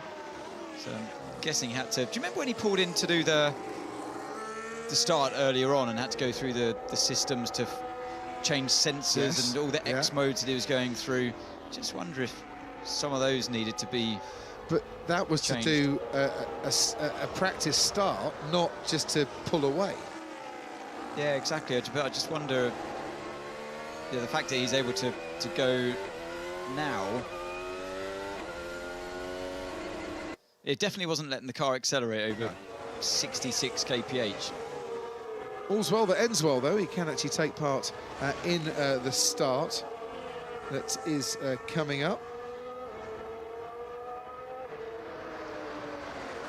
I mean, I'm assuming they had time to refuel the car because he was doing his race sim. So I'm assuming they had time to put a bit of fuel in there, but they must have done because he got going again. Either way. Oh, we're going to get Max Verstappen on pole. Bad news, maybe, for the Haas fans out there that want to see Esteban Ocon on pole. He's still on the front row. Max hasn't let him past. So they all lined up line astern before with quite a big gap between them. I think they were missing a grid space each. That's exactly what they're going to do this time around again. So Esteban Ocon has lined up on row 3. It's interesting how they're all giving each other a lot of space now, from one car in front to the other. Liam Lawson's pulled up alongside Max Verstappen. Kimi Antonelli's pulled up alongside Max Verstappen. Liam Lawson has pulled up alongside Esteban Ocon. And we're looking for the blue light. There it is. Now the revs can start to build. And we go through the lights sequence, so it gives it another 5 or 6 seconds, and it's lights out and away we go. And look, they all get away pretty well, but Max Verstappen's slower than Esteban Ocon, who nips past, says thank you very much, and Lewis Hamilton, as he did at lunchtime, getting the best start of all, and takes the lead into the first corner from Kimi Antonelli and Esteban Ocon. And that Ferrari, for the second practice start in a row, has been the rocket launcher, as it were, on the grid. Yeah, I look forward to, hopefully, if we can see an onboard of that. It'd be good, because, like you say, Crofty, once again, the Ferrari starting there. And it's not just that it's a Ferrari power unit, because some of the other cars around, like Ocon, for example, seem to not have as good a start as Hamilton. So it's something that Ferrari team are doing consistently better than anyone else. Although it wasn't a bad start from Esteban Ocon. No, it wasn't. He got past Verstappen, didn't he? Antonelli's start was okay after a pretty terrible start. Oh, look, here we go. You ask, you get. Sounds good. And he even had to sort of back out of it a little bit because cars in front of him were going so slowly, but yeah, a sweet start there. So they've got, they might not have the fastest car on the low fuel runs, but who cares when you can get off the grid and overtake 4 cars anyway? Listening for a lot of things. Didn't hear much wheel spin either. Sounded like a start from last year, really. Yeah. Good stuff from Ferrari. Watch the first corner then in Melbourne for a Ferrari or 2. They've just got to get on the second row and that's job done. or even third row, to be honest, Who cares? given that launch start. And others around will be, well, watching that and thinking, right, what are they doing? How do we replicate that? Because, yeah, it's not where you start, it's where you finish, but you do want to start as well as you possibly can. I hear quiet. There are a few cars now coming into the pit lane, of which Lewis Hamilton is the first. But quiet means we are done for the day. It definitely works better, though, this start today with that blue light on the right-hand side, giving them that 5-second warning. Does seem like a very good solution, to be honest. Kimi Antonelli with the fastest time of the day. Not much between him and Oscar Piastri, just under 6/100ths of a second. And the gap back to Max Verstappen, who in the race simulation seemed to have a better virtual race as we compared it with Oscar Piastri, and they were doing their simulation pretty much at the same time.